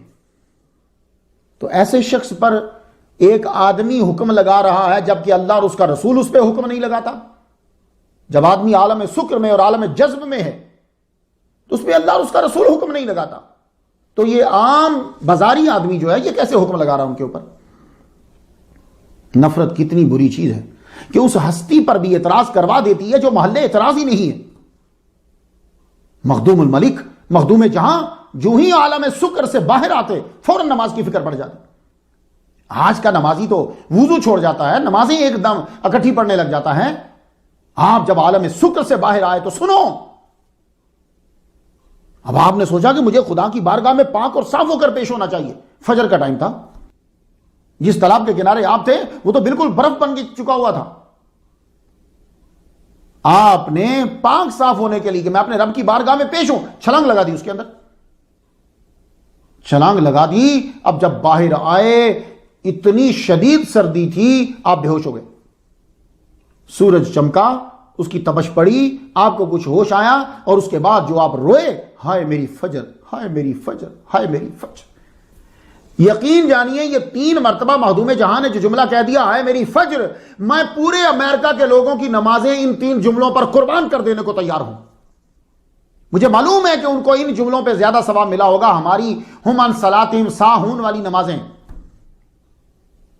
ان کے ان 3 جملوں پہ. ایسے بندے پر اعتراض کرتے ہو, ان نمازیں کدھر گئیں؟ تو جو ہی آپ باہر آئے نماز شروع. ہندوستان میں اولیاء نے چلے کیے. ہمارے مخدوم الملک پر اعتراض ہے, مخدوم جہاں پر اعتراض ہے کہ 10 سال وہاں انہوں نے اتنے عرصہ چلا کیا. یہ چلا کیوں ہوتا تھا؟ یہ اولیاء چلا کیوں کرتے تھے؟ یہاں روحانی مقام ہندوستان میں اسی کو دیتے جو سب کچھ چھوڑ کر جنگل میں چلا جاتا. یہ مینٹیلٹی تھی تمام لوگوں کی.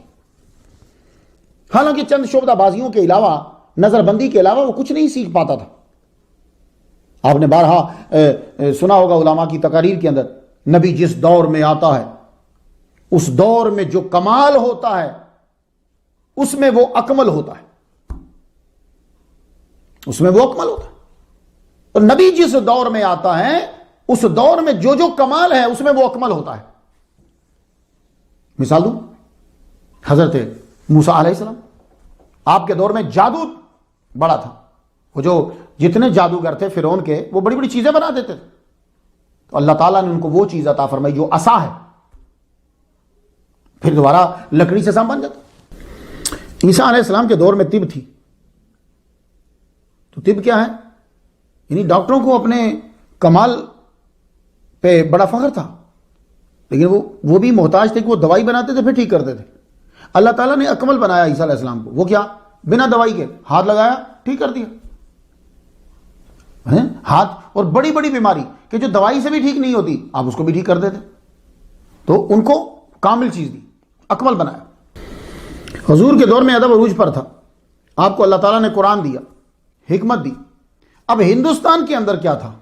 ہندوستان میں جوگی ہونا کمال تھا. کیا صوفیاء نے کہا یہ کام تو ہم ہر وقت کرتے ہیں بھائی, ہم تو دنیا میں رہ کر دنیا سے باہر ہوتے ہیں. چلو تم جوگ کو اور کچھ سمجھتے ہو تو لاؤ ہم جیسا چلا کر کے دکھاؤ, پھر ہم جیسا کر کے دکھاؤ. اولیاء نے پھر اسلام کی سربلندی کے لیے ان تمام جوگیوں کو ہرایا. کئی جوگیوں سے مقابلے ہوئے, مسلمان کیا ان کو.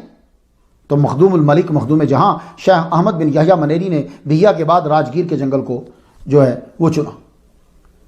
اس جنگل میں بھی غار ہرا کی سنت ادا کی. کوہ طور پہ موسیٰ نے جو کیا اس کی سنت ادا کی.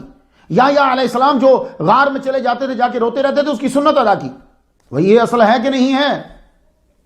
آپ کے 3-3 ملین کی مسجد اور 3-3 ملین 4-4 ملین 7-7 ملین کے مدرسے کی تو اصل ہے. اولیاء کرام کی, صوفیاء کی کوئی اصل نہیں ہے. یہ راجگیر جو ہے اس جنگل میں پھر آپ نے چلا کیا. یہ راجگیر فارسی کا نہیں ہے جو آپ سمجھیں راجگیر شاید فارسی کا لفظ ہوگا, نہیں. یہ اصل میں راجا گیری ہا ہے, یعنی ہاؤس آف دا کنگ, یہ اس سے بنا ہے. فارسی نہ سمجھ لیجئے گا. تو یہ بھی اب ہندوستان کی ریاست بہار کے اندر ہی. راجگیر میں آپ کا چلہ مکمل ہو گیا. نفس پہ کنٹرول کرنے اور کروانے کے سارے طریقے آپ کو حاصل ہو گئے. تربیت باطنی جو ہے وہ مکمل ہو گئی. آپ جذب سے سلوک میں آئے. اب لوگوں کو بھی آپ نظر آنے لگے, خبر پھیلنے لگی. سب سے پہلے سلطان الاولیاء خواجہ نظام الدین اولیاء کے خلیفہ مولانا نظام الدین مدنی رحمۃ اللہ علیہ نے آپ کی کھوج لگائی, آپ کے پاس گئے. مخدوم جہاں کو بھی آپ سے محبت ہو گئی, آنا جانا شروع ہوا. ہر روز تعداد بڑھ جاتی, مگر جنگل جنگل ہوتا ہے, کوئی آسانی تو ہوتی نہیں نا کہ بندہ آرام سے چلا جائے. مشکل ہونے لگی. اس مشکل کو آپ نے محسوس کیا تو ایک روز آپ نے خود ہی فرما دیا, مولانا آپ مت آیا کرو, شہر کی جامع مسجد میں نماز جمعہ ادا کرتا تو ہوں میں وہاں رک جایا کروں گا، تم میں سے جس نے ملنا ہو مجھے وہیں مل لیا کرو۔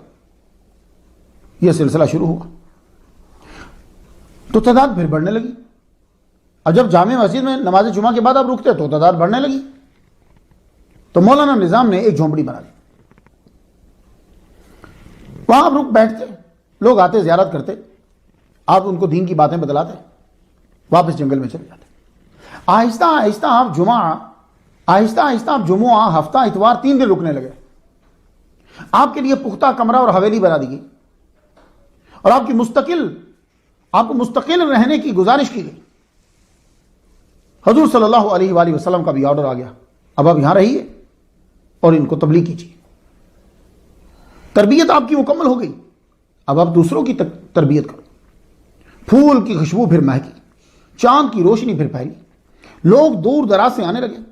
وہ دور پلٹ آیا جو کبھی دہلی میں آپ کے استاد محترم کا تھا، علامہ ابو توامہ، ان کے دور میں جو ہوتا تھا، بات دہلی کے دربار تک پہنچ گئی۔ سلطان محمد تغلق، اس نے اپنے گورنر کو حکم دیا کہ حضرت مخدوم جہاں کے لیے ایک وسیع خانقاہ تعمیر کر دی جائے، اور اس خانقاہ کے اخراجات کے لیے گاؤں جو ہے وہ وقف کر دیے جائے، اور یہ کچھ تبرکات میں بھیج رہا ہوں، یہ ان کی نظر کیے جائیں۔ اور مجھے معلوم ہے کہ صوفیہ لیتے نہیں، وہ جب نہ لیں تو جبر سے انہیں دو، ورنہ تیری نوکری خطرے میں۔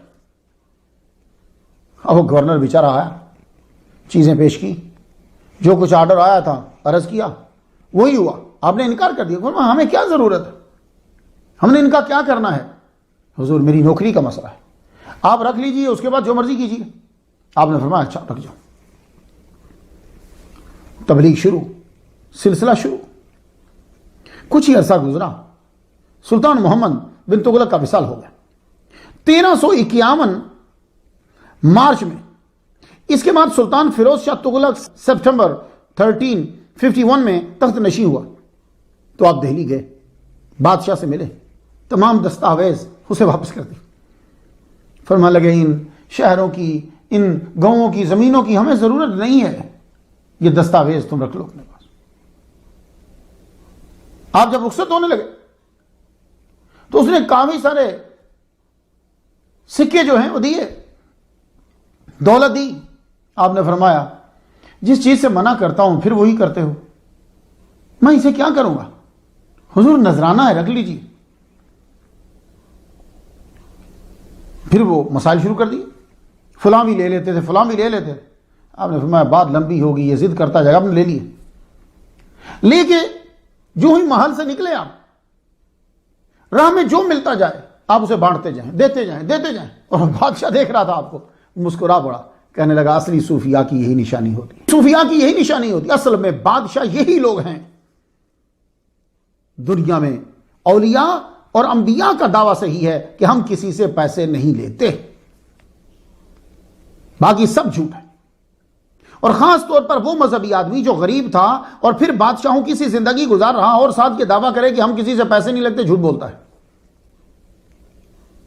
جھوٹ بولتا۔ کیوں؟ وہ ڈائریکٹ نہیں صرف لیتا، باقی اس کے سارے اخراجات وہیں سے پورے ہو رہے ہوتے ہیں جہاں آپ لوگ پیسے دے رہے ہوتے ہیں۔ جی، وہ ڈائریکٹ آپ سے نہیں لیتا، کیونکہ ڈائریکٹ لے گا تو پھر صرف 10,000 20,000 ہوگا، اس کو ضرورت لاکھوں کی ہوتی ہے۔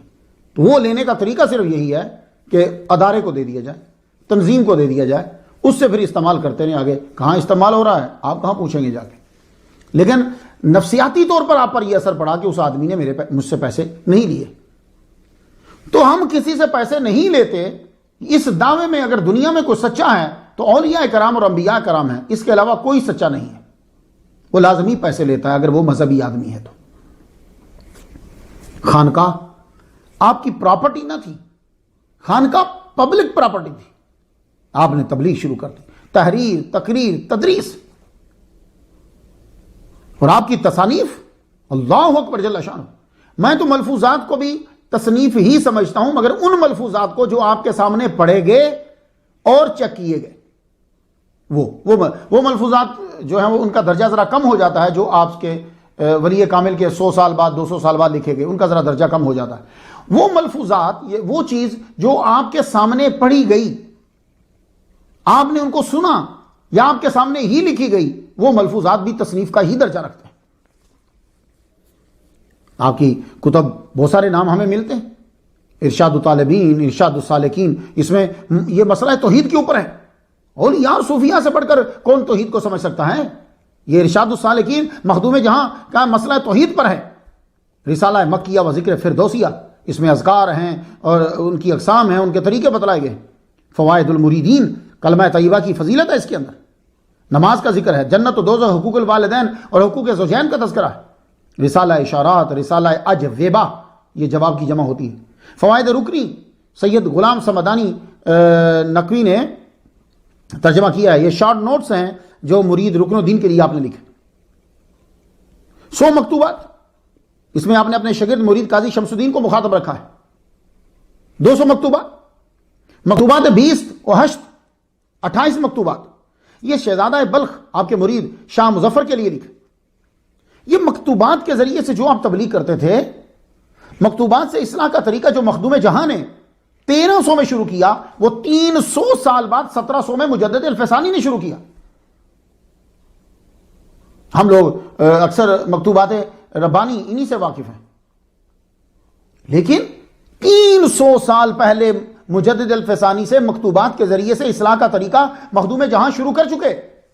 اللہ اکبر جل شانہ۔ اوراد خرد، اوراد کلاں، اوراد اوسط، عقائد اشرفی، معدن المعانی، خوان پر نعمت، راحت القلوب، اس کے علاوہ اور بھی ہیں، ان کو پڑھو۔ ان کے بارے میں مزید جاننا ہو تو شرفا کی نگری، یہ شین کے اوپر زبر ہے، پیش نہیں ہے، شرفا کی نگری، اسے پڑھیں۔ یہ سید قیام الدین صاحب نے 25 سال تحقیق کرنے کے بعد لکھی ہے۔ اور قدیم اور اصلی ماخذ جو ہے، اگر آپ نے ان کے بارے میں پڑھنا ہو تو مناقب صوفیہ، یہ فارسی میں ہے، اسے پڑھیے۔ شریعت کا علم پڑھانے کے لیے کلاسز، اساتذہ مقرر تھے، اور آپ خود بھی پڑھاتے تھے شریعت، اصول کی کتابیں، اصول شاشی، فقہ کی کتابیں۔ اس کے ساتھ ساتھ آپ طریقت کی بھی پڑھاتے تھے۔ طریقت کے لیے کیا ہوتا تھا کہ مجلس مقرر ہوتی تھی، اس مجلس میں علماء، مشائخ، صوفیاء اور وہ طلباء جو پڑھ چکے ہیں کتابیں، وہ اس میں شامل ہوتے۔ اور مجلس کا طریقہ کار یہ ہوتا، قرآن، حدیث اور تصوف کی مشہور کتب کی عبارت پڑھی جاتی، اور کبھی کبھی تو مجلس اس طرح بھی قائم ہو جاتی کہ آپ کوئی صاحب جو ہیں وہ اپنی کتاب پڑھ رہے ہیں، مثلا اصول شاشی کا کوئی اصول آ گیا، وہ اصول شاشی پڑھ رہے ہیں، مجلس شروع ہو گئی، بدعہ پڑھ رہے ہیں، کلاس شروع ہو گئی، حدیث کی کوئی کتاب پڑھ رہے ہیں، مجلس شروع ہو گئی۔ آپ نے بخاری اور مسلم، اس کا علم بھی آپ نے ہندوستان میں جو ہے وہ پھیلایا۔ اگر شاہ عبدالحق محدث دہلوی رحمۃ اللہ علیہ کا نام آتا ہے تو اس لسٹ میں آپ کا بھی نام آئے گا کہ جنہوں نے ہندوستان میں حدیث کا علم بھی پھیلایا۔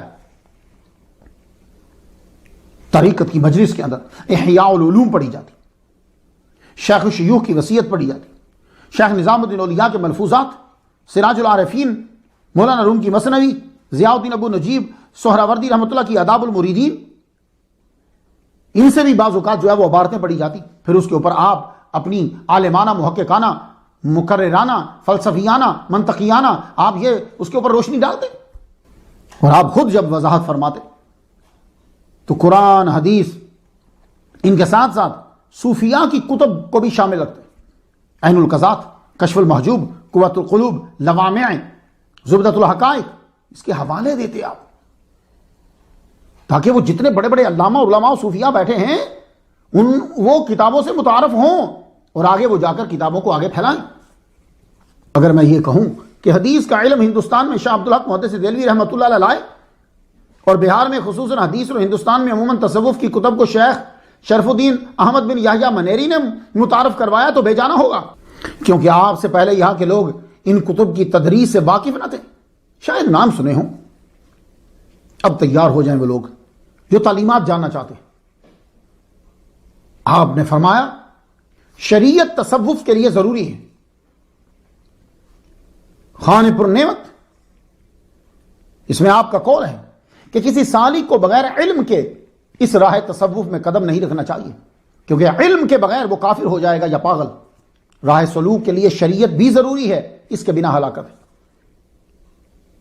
تو آپ سے ہاتھ جوڑ کر یہ تو عرض کر سکتا ہوں کہ پلیز جو تصوف کے دشمن ہیں ان کو یہ بتائیے تو صحیح نا، یہ بتائیے، ان کے بارے میں بتائیے کیا کہہ رہے ہیں وہ، کہ تصوف علم شریعت کے بنا کچھ نہیں ہے۔ تو اب یہ آج کے دور کے جو شریعت کے بنا تصوف پھیلا رہے ہیں ان کے لیے بھی، اور جو تصوف پر اعتراض کر رہے ہیں ان کے لیے بھی یہ ایک بہت بڑی دلیل ہے۔ ایک سازش کے تحت صوفیاء اولیاء کے ساتھ شرک کو جوڑا جاتا ہے تاکہ فرقہ الگ بنے، اچھے لوگوں سے دوری ہو۔ حقیقت یہ ہے کہ انہی لوگوں نے ہم لوگوں کو توحید سکھائی، توحید ہمیں پڑھائی اور توحید پھیلائی۔ یہ لوگ اپنے کردار اور گفتار دونوں سے توحید کو پھیلاتے ہیں۔ توحید جو ہے سننا ہے تو مخدوم جہاں سے سنیں۔ آپ کی علمی قابلیت معدن المعانی، آپ کی علمی قابلیت کا منہ بولتا ثبوت ہے کہ جب مخدوم جہاں بولتے ہیں تو یک وقت قرآن، حدیث، فلسفہ، منطق، دلائل عقلی نقلی سب دلائل دیتے چلے جاتے ہیں۔ ایک روز محفل میں قاضی شرف الدین صابونی رحمۃ اللہ علیہ بدایہ سے سبق پڑھ رہے تھے تو اللہ تعالیٰ کی توحید کا ذکر چھڑا تو فرمایا عقلی اور نقلی دونوں طرح سے ثابت ہے کہ کائنات کا پالنے والا ایک ہے۔ عقلی سے مراد لاجیکلی، اور نقلی سے مراد کیا ہوتا ہے؟ قرآن اور حدیث، اسے نقلی کہتے ہیں۔ یہ یاد رکھیے گا، وہ نقلی وہ نہیں جو آپ اردو میں اصلی اور نقلی لیتے ہیں۔ آپ فرماتے ہیں کہ وہ اللہ ایک ہے، اور یہ ایک ہونا ازروئے حقیقت کا ہے۔ اب ذرا سنو، ریاضی کے قاعدے سے نہیں ہے، اس لیے خطبہ میں پڑھا جاتا ہے واحد بلا عدد، کیونکہ جو چیز گنتی میں آتی ہے، 1 2 3 4 میں آتی ہے، جو چیز گنتی میں آتی ہے اس کی انتہا بھی ہوتی ہے۔ اوئے ہوئے ہوئے والقدیم لا نہایت لہ کما لا بدایت لہ، قدیم کی تعریف یہ ہے کہ اس کی انتہا نہ ہو جیسے کہ اس کی ابتدا نہیں ہے۔ یہ ہے توحید، یہ توحید ہے۔ تو فرماتے ہیں کہ ازروئے حقیقت وہ ایک ہے، ازروئے عدد وہ ایک نہیں ہے۔ یہ مسئلہ آتا ہے سڑکوں پہ پھرنے والوں کو نہیں۔ ایک روز توحید پر تقریر فرما رہے تھے کہ آپ کی مجلس میں بیٹھا ہوا ایک 81 سالہ ہندو، اس نے کلمہ پڑھ لیا۔ آپ نے اسے کلمہ پڑھایا اور آپ پر وجدانی کیفیت طاری ہوگی، آنکھوں سے آنسو آ گئے اور کہنے لگے واہ اللہ تو پاک، واہ اللہ تو پاک، واہ اللہ تو پاک۔ 81 سال یہ بندہ تجھ سے بیگانہ رہا، بس ایک نگاہ میں تو نے اسے اپنا عاش نہ بنا لیا۔ اللہ اکبر، اللہ اکبر۔ یہ 81 سال شرک کرتا رہا، تیرا دشمن رہا، اس نے صرف لا الہ الا اللہ محمد رسول اللہ پڑھا اور تو نے اسے اپنا دوست بنا لیا، اسے پاک کر دیا۔ برسوں کا دشمن تیرے نبی کا نام لیتے ہی تیرا دوست بن گیا۔ پوری محفل پر ایک عجیب روحانی، عرفانی، نورانی کیفیت طاری ہو گئی۔ افاقہ ہوا تو مجمع سے کہا جاؤ مٹھائی لاؤ، کچھ لاؤ۔ تو میٹھا آیا، روٹی لائی گئی۔ آپ نے اس نو مسلم بابا سے کہا یہ لو کھاؤ اور پڑھو بسم اللہ الرحمن الرحیم اور کھانا شروع کر دو۔ جب وہ کھا چکے تو مولانا ابو القاسم اور ابو الحسن، اللہ ان دونوں پہ رحمت نازل فرمائے، کیا لگے جاؤ انہیں لے جاؤ، غسل کرواؤ، حجامت بنواؤ ان کی اور لباس دو، صوفیانہ لباس ان کو دو۔ یہ ہے توحید، ایسے توحید پھیلاتے ہیں۔ جو لوگ توحید کا سبق دیا کرتے تھے آج ہم ان کے پاس جانے والے کو مشرک قرار دیتے ہیں۔ کتنی بڑی سسٹم کی تبدیلی آ گئی۔ ایک جوگی کو آپ نے کلمہ پڑھا دیا، طریقہ آپ کا جدا ہوتا، دیکھتے کہ اگلا آدمی جو ہے وہ کس طریقے سے اسلام کو قبول کر لے گا، اس کی نفسیات کیا ہے۔ آپ کے 2 مرید، تو مریدین کا مطلب ہوتا ہے 2 مرید۔ ہم اکثر کہہ دیتے ہیں ان کے بڑے مریدین ہیں، تو یہ غلط ہے، مریدین نہیں، مریدین بولا کریں اگر بڑے کہنا ہے۔ بہت مریدین ہیں، بہت مریدین نہیں کہتے، مریدین 2 کو بولتے۔ تو 2 آپ کے مرید جو ہیں وہ بازار میں پھر رہے تھے، ان کو ایک جوگی نظر آیا، جوگی بڑا خوبصورت تھا۔ تو دونوں نے دل میں ایک بات سوچی، یار یہ اتنا حسین ہے اور اللہ تعالیٰ نے اس کو ایمان کی دولت نہیں دی، یہ ابھی تک کافر ہے۔ وہ جوگی پاس آ گیا، کہنے لگا اس طرح نہیں سوچتے اس طرح نہیں سوچتے۔ اور بھائی اگلے کے خیال کو جاننے کی طاقت تو جوگیوں کے پاس آ جاتی ہے۔ کیسے امتی ہو، کیسے نبی کا کلمہ پڑھنے والے ہو تم لوگ، تم اپنے نبی کے لیے یہ نہیں مانتے کہ وہ دل کے بھید کو جان لے گا اللہ کی دی ہوئی طاقت سے۔ مریدین نے بولا کہ آپ رکیے، ہم حضرت کو اندر اطلاع دیتے ہیں کہ جوگی ملنے آئے۔ وہ دونوں اندر چلائی، اندر جا کے مرشد سے کہا، مرشد مخدوم جہاں سے کہنے لگے حضور ایک جوگی ملنے کے لیے آپ کو آیا ہے۔ آپ نے فرمایا اچھا۔ مریدین باہر آئے، باہر آ کر جوگی کے پاس کھڑے ہوئے، کہنے لگے مرشد اندر ہیں؟ آتے ہیں ابھی تمہیں زیارت کرواتے ہیں، رکو۔ جو ہی مخدوم جہاں کمرے سے باہر نکلے، وہ جوگی تو سرپٹ بھاگا، بھاگ کر وہ خانقاہ کے دروازے کو بھی کراس کر گیا۔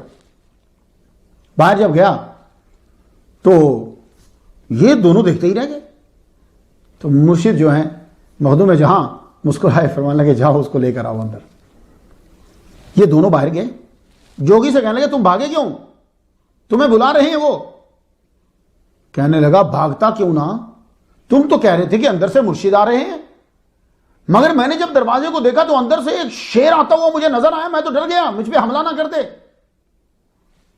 فرید بھی مسکرا گئے، کہنے لگے چلو ہمارے مرشد تمہیں بلا رہے ہیں۔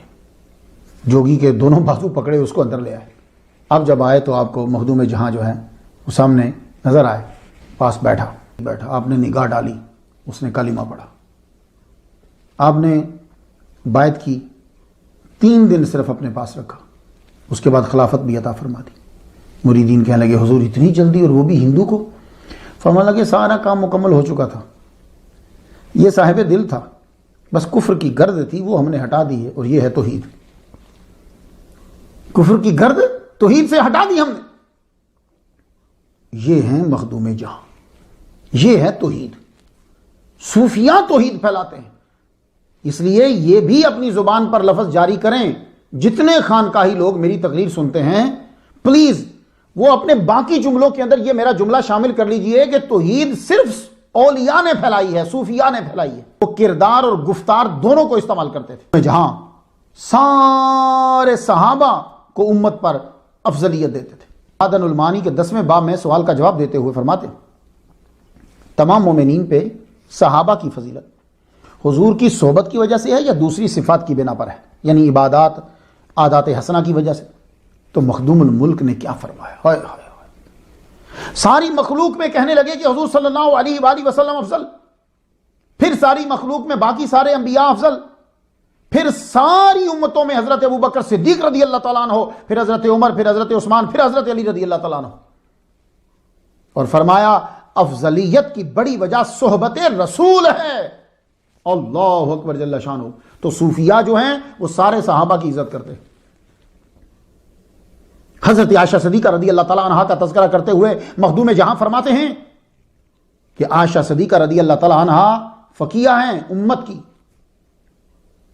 نصف دین آپ سے حاصل ہوا۔ وصال مصطفیٰ کے بعد غسل کے مسئلہ میں اختلاف ہو گیا۔ کتنی نظر ہے یار تاریخ پہ اور حدیث پہ۔ کہنے لگے کہ غسل کے مسئلہ پر اختلاف ہو گیا کہ واجب ہے کہ نہیں ہے، تو صحابہ کبار موجود تھے۔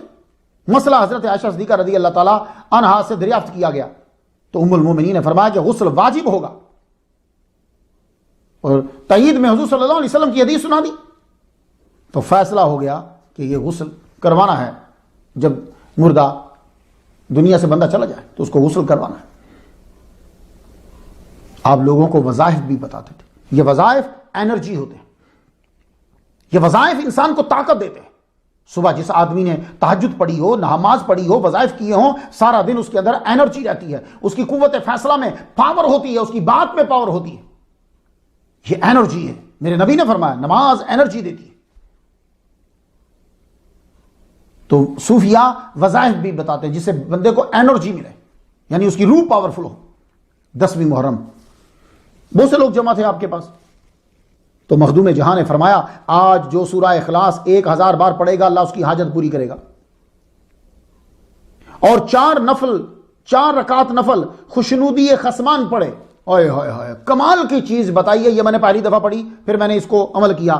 میری کوشش ہوتی ہے کہ چیز پر عمل ہو سکتا ہے تو کر کے پھر آپ کو سناؤں۔ 4 رکعت نفل میں نے مخدوم جہاں سے جب پڑھے ہیں تو میں نے فوراً ادا کیے۔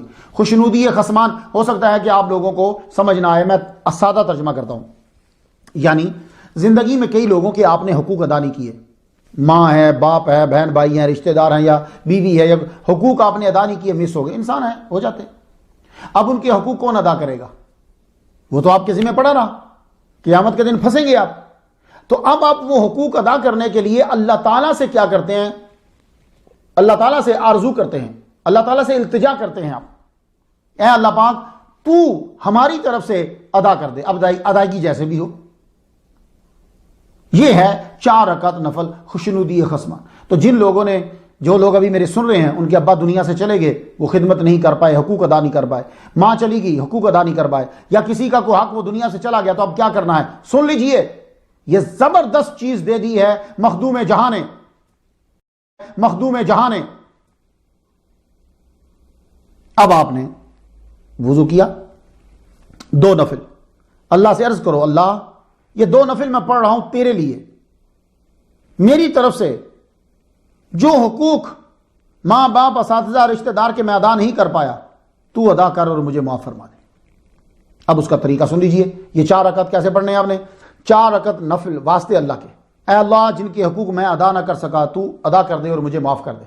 پہلی رکعت سورۃ الفاتحہ پڑھی آپ نے، 3 بار آیت الکرسی اور 11 مرتبہ سورہ اخلاص. دوسری رکعت فاتحہ پڑھی آپ نے، اس کے بعد 3 بار الہاکم التکاثر پوری سورہ اور 11 مرتبہ سورہ اخلاص. تیسری رکعت پھر آپ نے پڑھی تو سورہ فاتحہ کے بعد 3 بار سورۃ الکافرون اور 11 مرتبہ سورہ اخلاص. پھر چوتھی رکعت میں آپ ہوئے کھڑے، سورہ فاتحہ آپ نے پڑھی، اس کے بعد 25 مرتبہ آپ نے سورہ اخلاص پڑھنی ہے. تو بعد میں پھر دعا مانگو، اے اللہ پاک میں اپنی ماں کے اپنے باپ کے یا جس کے حقوق ادا نہیں کر پایا، اے پروردگار عالم مجھے معاف کر اور تو اپنی طرف سے حقوق ادا کر دے. یہ ایک بہترین تحفہ ہے بہار والوں کے لیے اور باقی سب مسلمانوں کے لیے جتنے ناظرین سن رہے ہیں. ٹھیک ہے. وضو آپ نے ایک مجلس میں فرمایا اور آپ کے بیان جو ہیں وہ حدیث قرآن کی روشنی میں ہوتے تھے کہ صوفیاء کے آداب میں سے ایک ادب ہے کہ ہمیشہ باوضو رہنا، کیونکہ وضو مومن کا ہتھیار ہے. جتنا اچھا وضو ہوگا اتنی اچھی نماز ہوگی. وضو جو ہے یہ دنیا سے الگ ہونے کا نام ہے اور نماز اللہ سے ملنے کا نام ہے.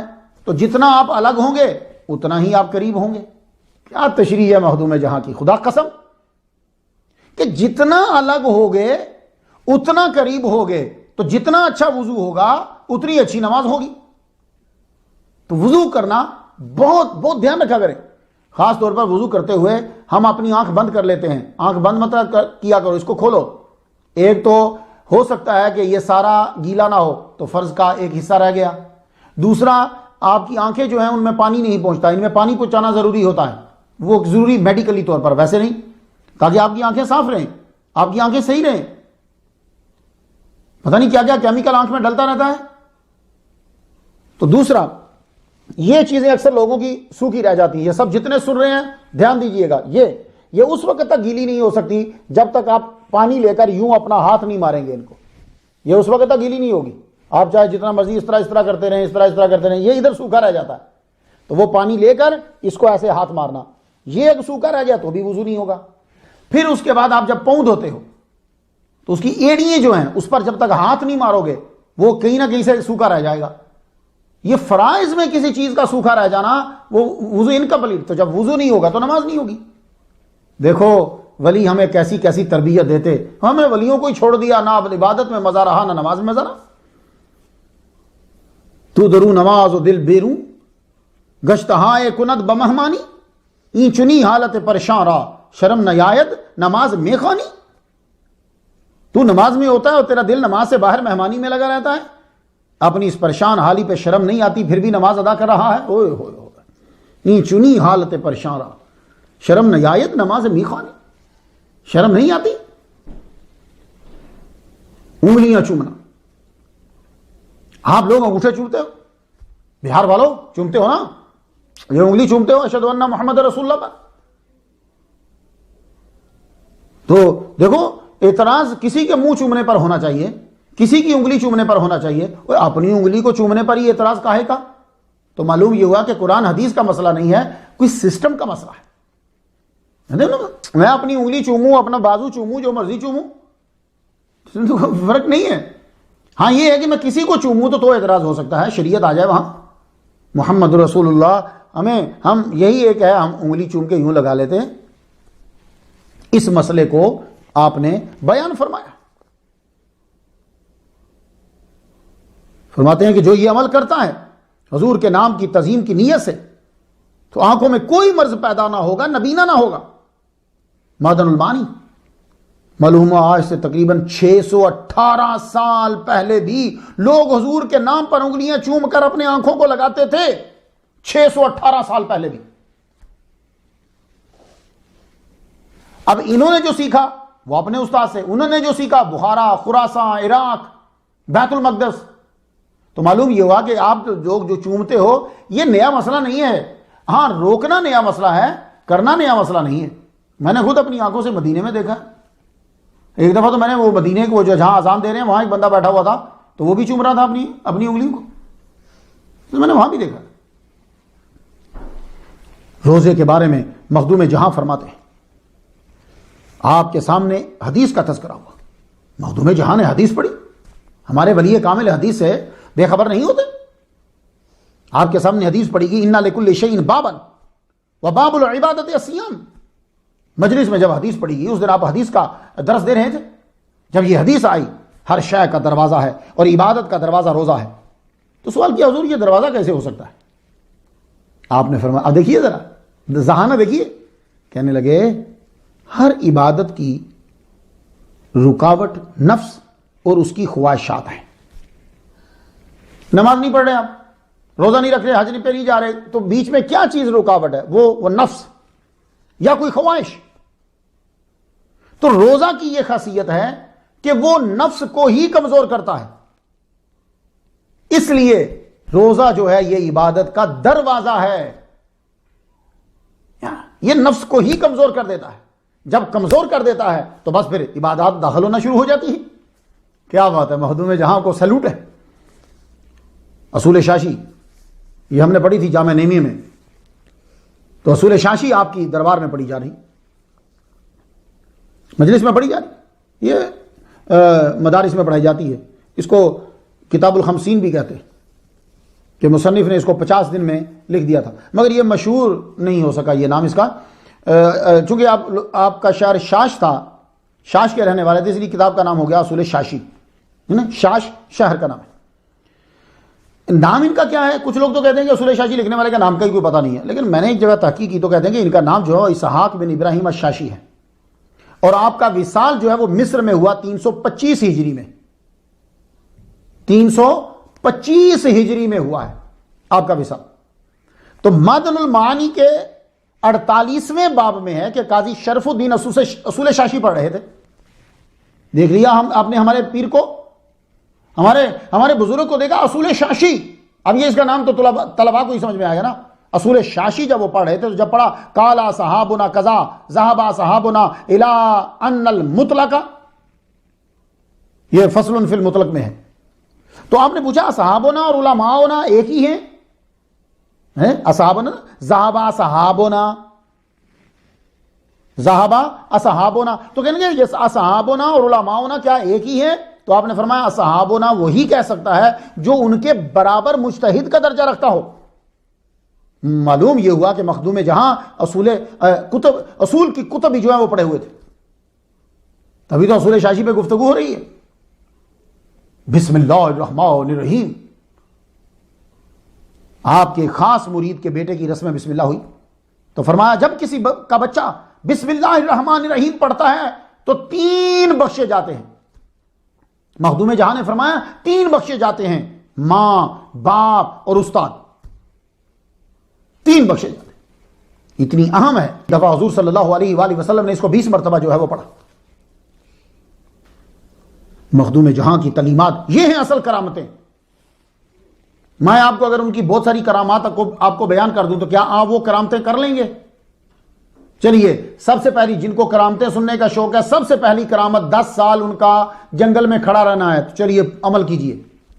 نہیں نا، تو پھر کس پہ عمل کر سکتے ہیں؟ یہ جو میں بتا رہا ہوں پر 10ویں کے جو آپ نے وظیفہ بتایا 10ویں محرم کا، اس کے پڑھنے پر،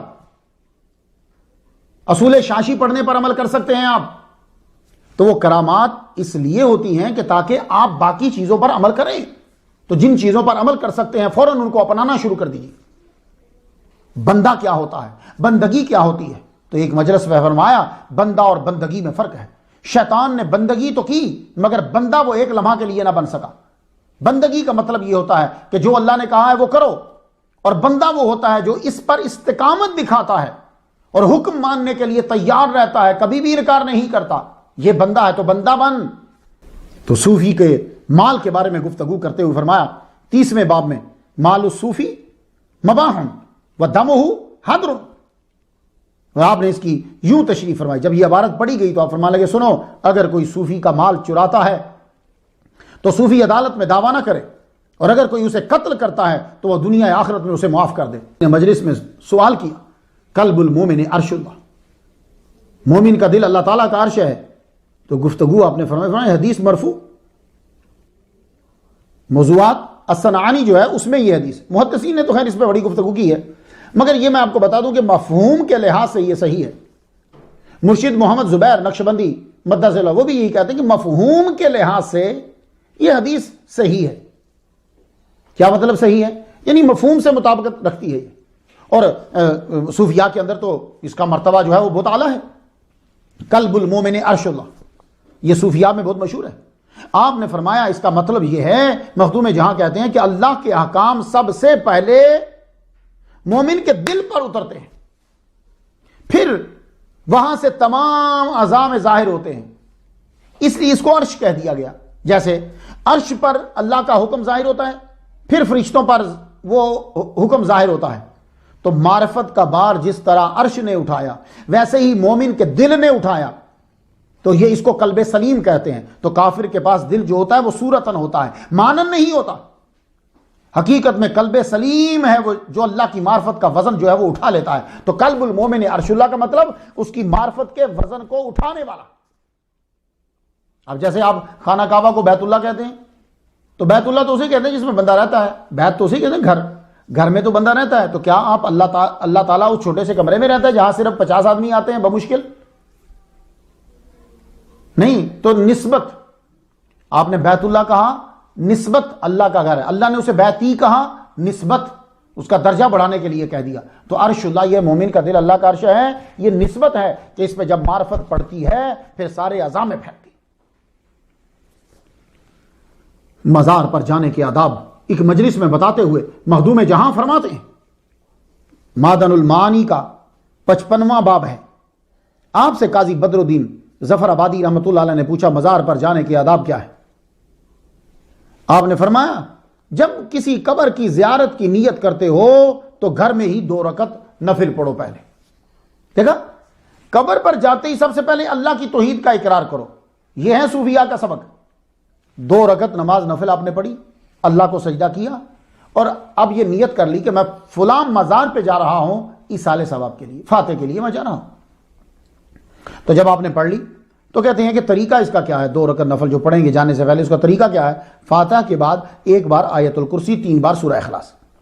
दूसरी रकत में इसी तरह फातिहा के बाद 1 बार आयतुल कुर्सी और 3 बार सूरह इखलास, दोनों में। अब उसके बाद इन दोनों रकात का सवाब उस बुजुर्ग की रूह को दे दो जहां जा रहे हो। मैं फलां जगह जा रहा हूं, अल्लाह इन दोनों नफलों का सवाब तू उनके नामा अमाल में तहरीर फरमा दे। उसके बाद आप जाइए मज़ार की तरफ। जब आप मज़ार के करीब पहुंचे तो जूता उतार दें, साहिबे कब्र के सीना की तरफ खड़े हो जाएं, मुंह करके पहले तौहीद का ऐलान करें।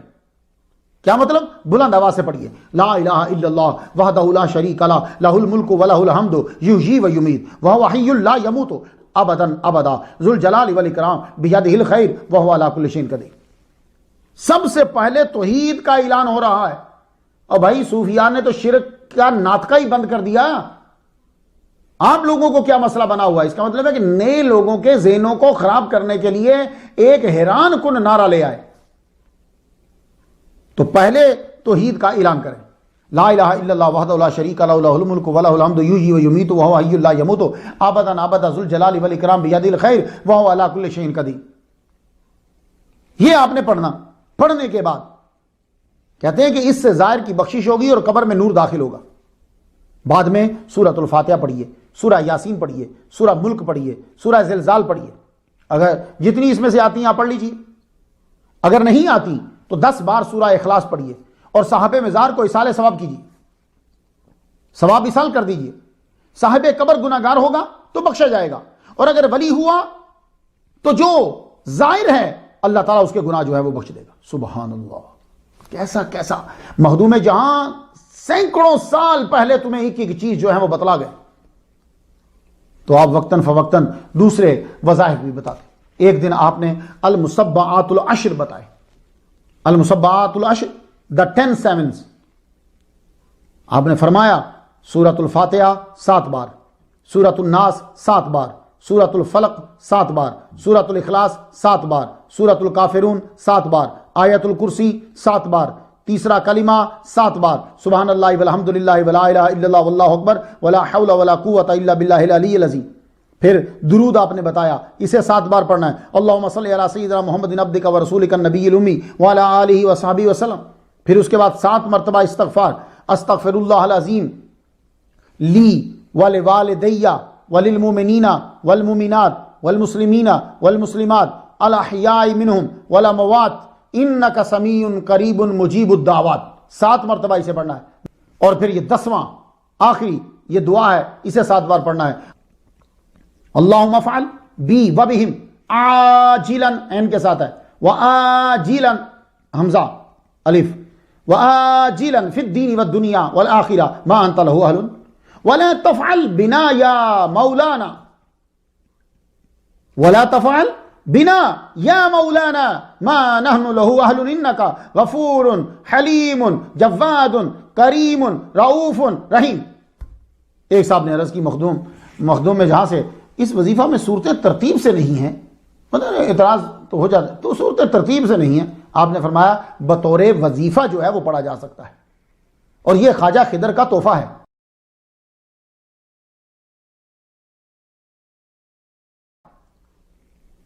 انہوں نے حضور سے لیا اور خواجہ ابراہیم تیمی کو دیا، اور کہا صبح سورج طلوع ہونے سے پہلے پڑھنا اور شام سورج غروب ہونے سے پہلے پڑھنا۔ مخدوم جہاں لوگوں کی عقلوں کے مطابق گفتگو فرماتے۔ ایک روز مجلس میں کسی نے سوال کیا کہ جب اولیاء اور انبیاء کو مال رکھنا دنیا میں نقصان نہیں دیتا تو وہ مال کیوں نہیں رکھتے؟ انبیاء بھی امیر ہو جائیں، اولیاء بھی امیر ہو جائیں تو وہ مال کیوں نہیں رکھتے جبکہ وہ نقصان نہیں پہنچائے گا انہیں؟ آپ نے فرمایا اکثریت لوگوں کی وہ بچوں کا سا درجہ رکھتی ہے، مال و زر سانپ کی طرح کے ہیں، جو ان کا تریاق جانتا ہے وہ سانپ کو پکڑ لے، اسے کچھ نہیں ہوتا، لیکن اگر بڑا سانپ پکڑے گا بڑا آدمی تو چھوٹا بھی بچہ جو ہے وہ بھی دیکھا دیکھی سانپ کو پکڑ لے گا، تو بڑے کو تو نقصان نہیں پہنچائے گا لیکن چھوٹا جو ہے وہ سانپ کو پکڑے گا تو اس کو نقصان پہنچا دے گا۔ تو اس لیے انبیاء اور اولیاء بھی اس سانپ کو ہاتھ نہیں لگاتے، یعنی کیا مطلب پسند نہیں کرتے کہ کئی دوسرے جو ہیں مریدین جو ہیں جو دوسرے لوگ ہیں وہ بھی ہماری دیکھا دیکھی پکڑنا شروع نہ کر دیں، ہمیں تو نقصان نہیں پہنچائے گا لیکن ان کو نقصان پہنچائے گا۔ کیا مثالیں دیا کرتے تھے، فرماتے بات نیت کی ہوتی ہے۔ حضرت ابوبکر صدیق رضی اللہ تعالیٰ عنہ نے حضور کے لیے ماں باپ سب کچھ چھوڑ دیا، بیوی بچے بھی چھوڑ دیے، اور حضرت ویسے کرنی انہوں نے ماں نہیں چھوڑی، تو بات نیت کی تھی، درجے دونوں کے ہی بلند ہوئے۔ خواب کی تعبیر میں نیک فعل، میں یہ آپ کو مثالیں دے رہا ہوں کہ آپ کو معلوم ہو کہ ہمارے صوفیاء کا علم کتنا تھا۔ اب میں ساری کتابیں تو پڑھ نہیں سکتا، وہ تو آپ پڑھیں گے، میں تو شوق دلا رہا ہوں۔ خواب بتانے میں بھی نیک فعل، یعنی ایک اور چیز ہمیں بتلا دی۔ معدن المعانی کا 51واں باب ہے۔ مولانا ابو الحسن کو جواب دیتے ہوئے فرمایا کہ خواب میں کسی بزرگ کو دیکھا تو یہ بڑا بہتر ہے، مبارک ہے، اور اگر وہ گفتگو اور مسافہ بھی کر دے تو سونے پہ سہاگا۔ تو خواب کی تعبیر بتاتے ہوئے نیک فعل کا استعمال آپ نے بتلایا، مثال دی کہ شیخ نظام الدین اولیاء ایک روز واقعہ سنایا کہ حضرت بابا فرید الدین گنج شکر، ان کا بیان میں سٹوری نمبر 53 پہ کر آیا ہوں، سن لیجئے۔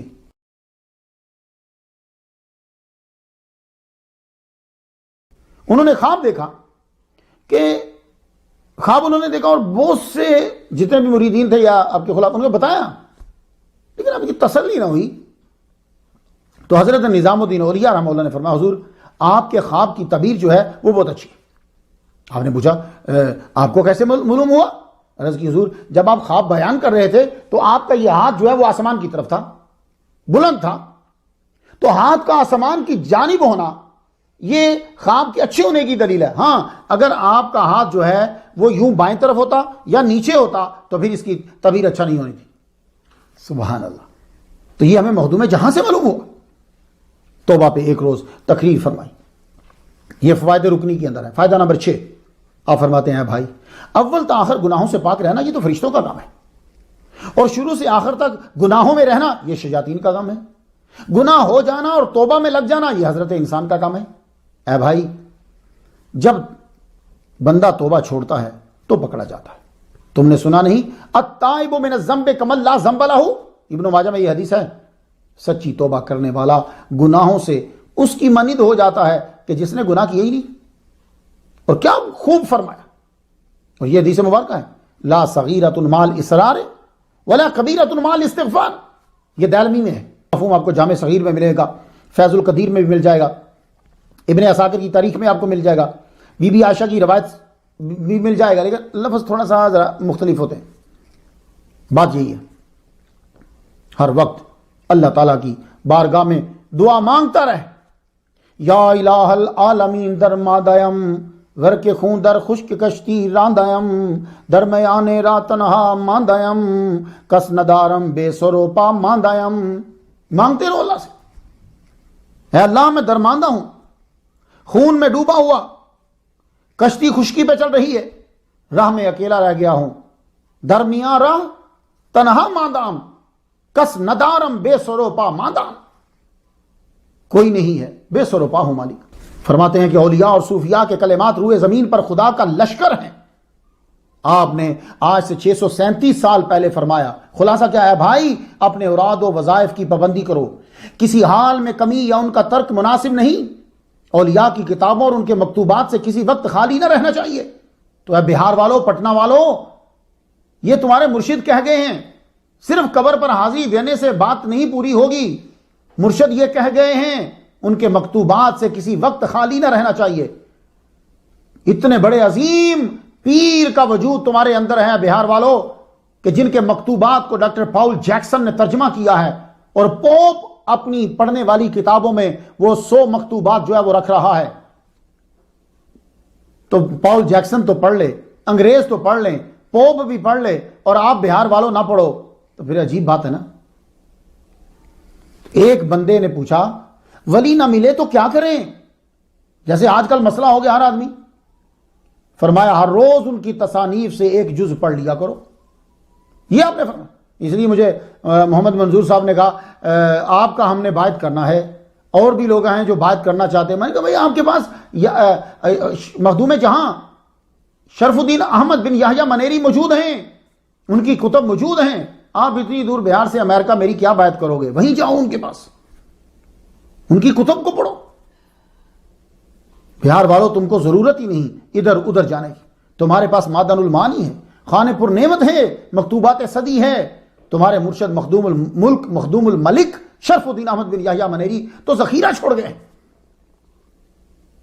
افضل سفر کون سا ہوتا ہے؟ مخدوم جہاں نے فرمایا سب سے افضل دین، سب سے افضل سفر دین کی سربلندی کے لیے جہاد کا سفر، پھر حج کا سفر، پھر حضور صلی اللہ علیہ وسلم کی قبر انور کی زیارت کا سفر، پھر مسجد اقصیٰ کا سفر، پھر اولیاء کی قبور کی زیارت کا سفر۔ حضر رحمت من ربی پہلا رہ گیا ہے، باقی سارے سفر میں نے کر لیے۔ حضور کے روزے کی زیارت کی، حج کی، اور مسجد اقصیٰ کا سفر سارے میں نے کر لیے، وہاں نماز بھی ادا کر لی۔ مرید کیسا ہو، پیر کیسا ہو؟ فائدہ رکنی فائدہ نمبر 11 پہ آپ فرماتے ہیں مرید کو حضرت ابوبکر صدیق رضی اللہ تعالیٰ عنہ جیسا ہونا چاہیے، ان کی طرح با ادب جا نثار، اور پیر کو حضرت محمد صلی اللہ علیہ وسلم جیسا ہونا چاہیے۔ ما سب اللہ شیئا فی صدری الا وقد سب تو فی صدر ابی بکر۔ یہ عطا دل سے دل کی تھی، نہ کان کو خبر نہ زبان کو۔ اب نہ ایسا کوئی پیر ہے نہ کوئی ایسا مرید ہے۔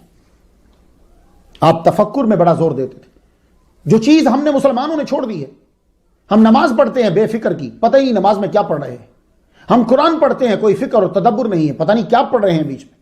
لیکن باقی دنیا نے تدبر اور تفکر جاری رکھا۔ ایک سیل فون نکلتا ہے، وہ تدبر اور تفکر جاری رکھتے ہیں، نئے سیل میں ایک نئی چیز ڈال دیتے ہیں، اس سے اگلے سیل میں ایک اور چیز ڈال دیتے ہیں، پھر تدبر اور تفکر کرتے ہیں، پھر ڈال۔ اب دیکھ لو آئی فون 10 نمبر کا آ گیا، وہ کوئی نہ کوئی چیز وہ اسے کیا، یہ تدبر اور تفکر ہے۔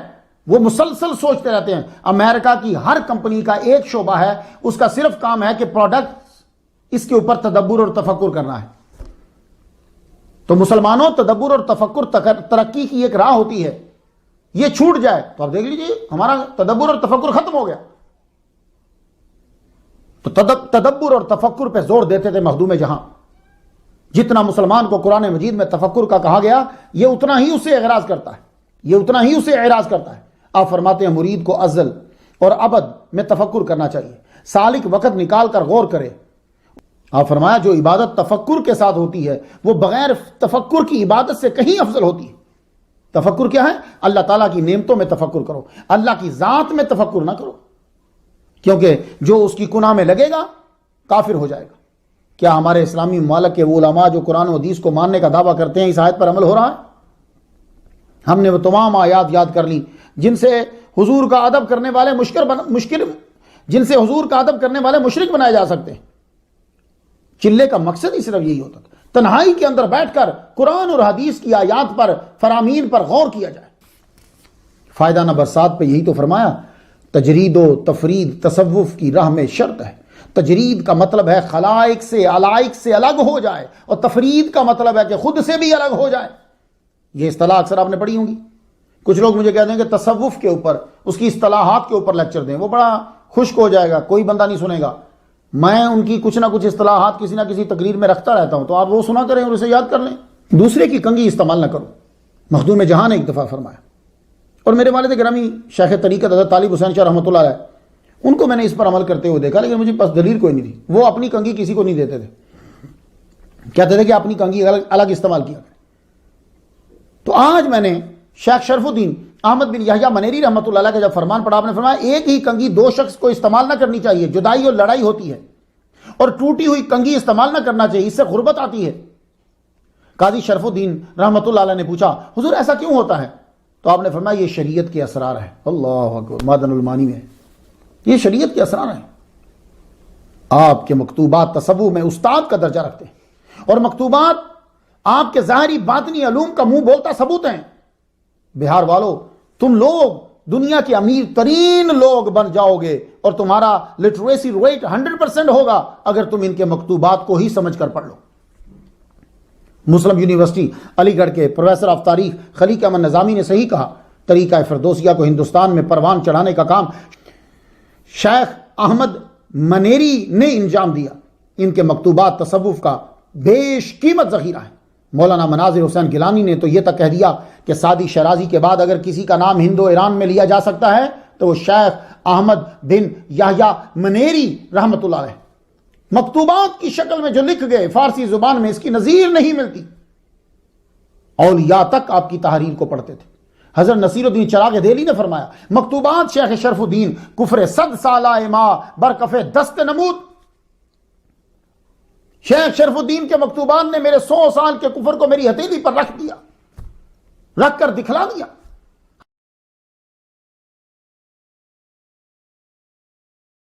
حضرت شاہ محمد غوث گوال یاری نے اوراد غوثیہ کے شروع میں سالک کے لیے چند وصیتیں لکھی ہیں، اور یہ بھی ہے کہ اگر مرشد حاضر نہ باشد مکتوبات شیخ شرف الدین احمد یحییٰ منیری مطالعہ کند۔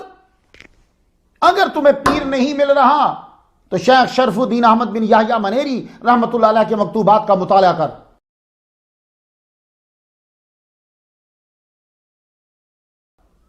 تو بہار والو نہ پھرو ادھر ادھر، ان کے مکتوبات کا مطالعہ شروع کر دو۔ المیہ یہ ہے کہ سرمایہ تو ہے خزانے میں مگر استعمال کرتے ہی نہیں۔ کاش ہمارے بچوں کو اپنے اولیاء کے نام آتے، وہ ان کی کتب پڑھتے۔ ہماری قوم نے پرانے پھٹے ہوئے کپڑے، پھٹی ہوئی جین پہن کر اپنا لی۔ ہماری قوم نے بچوں نے پاگلوں کی طرح 2 رنگ کی جرابیں پہننا اپنا لی۔ ہماری قوم نے سٹون ایج کے بالوں کے اسٹائل اپنا لیے۔ ہماری قوم نے شراب کو، ڈانس کو اپنا لیا۔ جانوروں کی طرح پیشاب کے چھینٹوں سے بچنا چھوڑ دیا۔ غیروں کو پڑھنے لگ گئے جو چھپ کر ہمارے آباء و اجداد کو پڑھتے تھے۔ اے میری قوم کی عظیم بچوں، کبھی اپنے رائٹرز کو محبت سے پڑھو۔ امام الغزالی کو پڑھو، امام رازی کو پڑھو، احمد بن یحییٰ منیری کو پڑھو، عبد القادر گیلانی رحمہ اللہ کو پڑھو، داتا علی حجویری کو پڑھو، شیخ سعدی کو پڑھو، شیخ الشیوخ کو پڑھو۔ پرانی گندی چیزیں اپنانے سے اگر تمہارا سٹیٹس خراب نہیں ہوتا تو پرانی سچی چیزیں اپنانے سے اور پڑھنے سے کیوں خراب ہو جاتا ہے تمہارا سٹیٹس؟ اگر پھٹی ہوئی پینٹ پہننے سے سٹیٹس خراب نہیں ہو رہا، حالانکہ پرانے لوگ پھٹے ہوئے کپڑے پہنتے تھے، ان کے پاس کہاں کپڑے ہوتے؟ تو پرانے لوگوں کی سچائی کیوں نہیں لیتے؟ جس کمپنی کو انگریز ایوارڈ دے اس کا مال تو آنکھ بند کر کے لے لیتے ہو، اور جن ہستیوں کو اللہ تعالیٰ نے انعام دیا ہے ان کی چیزوں کو آنکھ بند کر کے کیوں نہیں لے رہے؟ دکھانے کا مطلب وہ مقصد ہوتا ہے کہ تعلیم کو اپناؤ، ان کی باتوں پہ عمل کرو اور عمل آسان ہو جائے۔ آج ہمارا مزاج وہی ہو گیا، مگر مطالبہ کی صورت میں نہیں، ایک دبی ہوئی آرزو کہ کوئی کرامتیں سنائیں، کرامت دیکھیں، جیسے مشرکین کہا کرتے تھے کوئی معجزہ دکھاؤ، آسمان سے کوئی گرتا ہوا نظر آئے تب ہم تمہاری باتیں مانیں گے۔ حضور فرماتے تھے یہ کتاب قرآن ہے، یہ بڑا معجزہ، اسے پڑھو۔ یہی کچھ صورتحال ہماری ہوگی، تم جیسا ذوق رکھو گے ویسے ہی لوگ مارکیٹ میں مال لائیں گے۔ چونکہ تمہارا ذوق کرامتیں دیکھنے کا ہے تو جعلی صوفی، شعبدہ بازیاں، ڈرامے بازیاں لے کر لوگ آ گئے۔ کاش کہ تم علم کے دیوانے ہوتے تو کم از کم دھوکہ باز کو اسی بہانے کچھ علم ہی سیکھنا پڑ جاتا۔ تو تمہیں چونکہ شعبدہ بازیاں دیکھنا تھی تو ڈرامے باز اور جعلی وہی لے کر آ گئے۔ تم علم کے دیوانے ہوتے تو پھر کوئی بندہ علم ہی لے کر آتا کم از کم تمہیں دکھانے کے لیے۔ کل من علیہا فان ویبقی وجہ ربک ذو الجلال والاکرام، ہر ایک شے پر ایک آن کے لیے چاہے وہ فان تو آنا ہے، بچے گا تو رب کی ذات بچے گی، یہ صرف بچے گی۔ آپ کا وقت قریب آیا، اب وہ جو قریب کے واقعات ہیں وہ وہی بتائے گا جو قریب ہے۔ تو مولانا زین بدر عربی جو ہیں انہوں نے وہ قریب کے واقعات لکھے، آخری دن کے، کیونکہ یہ بہت قریب تھے۔ اب ذرا سن لیجئے چند۔ بدھ کی فجر کی نماز آپ نے ادا کی، آپ کے منہ مبارک سے لا حول ولا قوت الا باللہ العلی العظیم جاری ہو گیا۔ خاص الخاص مرید آپ کے ساتھ ہی تھے، آپ نے فرمایا تم سب پڑھو، سب نے بلند آواز سے پڑھا، اور یہ بہت بڑی چیز ہے، بڑا خزانہ، اس کے اندر 99 بیماری کا علاج ہے۔ لا حول ولا قوت الا باللہ العلی العظیم۔ پھر آپ اپنے وظائف اور دعاؤں میں چاش تک مشغول رہے، پھر الحمدللہ کا نعرہ بلند ہوا، پھر دوستوں سے فرمانے لگے لا تقنطوا من رحمت اللہ۔ آپ نے فرمایا اللہ تعالیٰ تم سے پوچھے کیا لائے ہو تو یہ پڑھنا، لا تقنطوا من رحمت اللہ، لا تقنطوا من رحمت اللہ، اللہ کی رحمت سے نا امید مت ہونا، اللہ تعالیٰ چاہے تو سارے گناہ بخش سکتا ہے۔ آیا پھر فرمایا مجھ سے اللہ نے پوچھا تو میں یہی کہوں گا، پھر بلند آواز سے پڑھا لا تقنطوا من رحمت اللہ، لا تقنطوا من رحمت اللہ، اور پھر پڑھا اشہد ان لا الہ الا اللہ وحدہ لا شریک لہ واشہد ان محمدا عبدہ ورسولہ۔ پھر آپ نے ہر مرید کا جو ہے وہ نام لیا، جتنے وہاں بیٹھے تھے ان کی خدمات کا اعتراف کیا، دعا دی۔ پھر آپ نے ایک لڑکے کو بلایا اور کہا کہ تم وہ آیت پڑھو جس میں محمد رسول اللہ آتا ہے۔ انہوں نے پڑھی۔ اب ذرا دیکھیے ولی کا عادت دیکھیے، محمد الرسول اللہ صرف پڑھا ہے، ہم تو قرآن مجید پاؤں میں رکھ لیتے ہیں۔ کسی دن جا کے سعودی عرب دیکھنا لوگوں کو پاؤں میں رکھا، سر کے نیچے رکھا ہوا محمد الرسول اللہ والذین معہ، جو ہی شروع ہوا، حالانکہ آپ کمزور اور نحیف، ایک دم سے اٹھے، بعد بیٹھ گئے۔ پڑھنے والے نے جب پڑھ لیا آپ نے اس کی تعریف کی، پھر آپ نے بعد میں تازہ وضو کیا، نبی کی سنت نہ چھوڑی، مسواک منگوائی، بلند آواز سے بسم اللہ پڑھی، ہر عضو کی دعا پڑھی، کیونکہ وضو کی ایک ہی دعا ہے، ہر عضو کی دعا ہے، ہر ایک کی دعا پڑھی، اور داڑھی مبارک میں کنگھی کی، 2 نفل ادا کیے۔ اللہ اکبر، کیونکہ مرشد نے کہا تھا کہ جب بھی وضو کرنا 2 نفل پڑھنے ہیں، 2 نفل ادا کیے۔ مغرب کی نماز پڑھی، بعد میں بلند آواز سے بسم اللہ اور کلمہ پڑھا، بسم اللہ الرحمن الرحیم لا الہ الا انت سبحانک انی کنت من الظالمین، کبھی یہ پڑھتے اور کبھی بسم اللہ الرحمن الرحیم لا الہ الا اللہ محمد رسول اللہ پڑھتے۔ پھر درود شریف بھی ساتھ جاری رہا۔ پھر امت محمدیہ کے لیے دعا کی۔ فجر کا وقت، جمعرات، آپ کی آواز کم ہونے لگی، لا خوف علیہم ولا هم یحزنون یہ پڑھا، گویا کہ آپ کو اشارہ ہو گیا تھا۔ کلمہ شریف پڑھا، بسم اللہ الرحمن الرحیم پڑھا، اور خالق حقیقی سے جا کے ملے۔ آپ کا جنازہ اشرفی سلسلے کے بانی سید اشرف جہانگیر سمنانی رحمت اللہ علیہ نے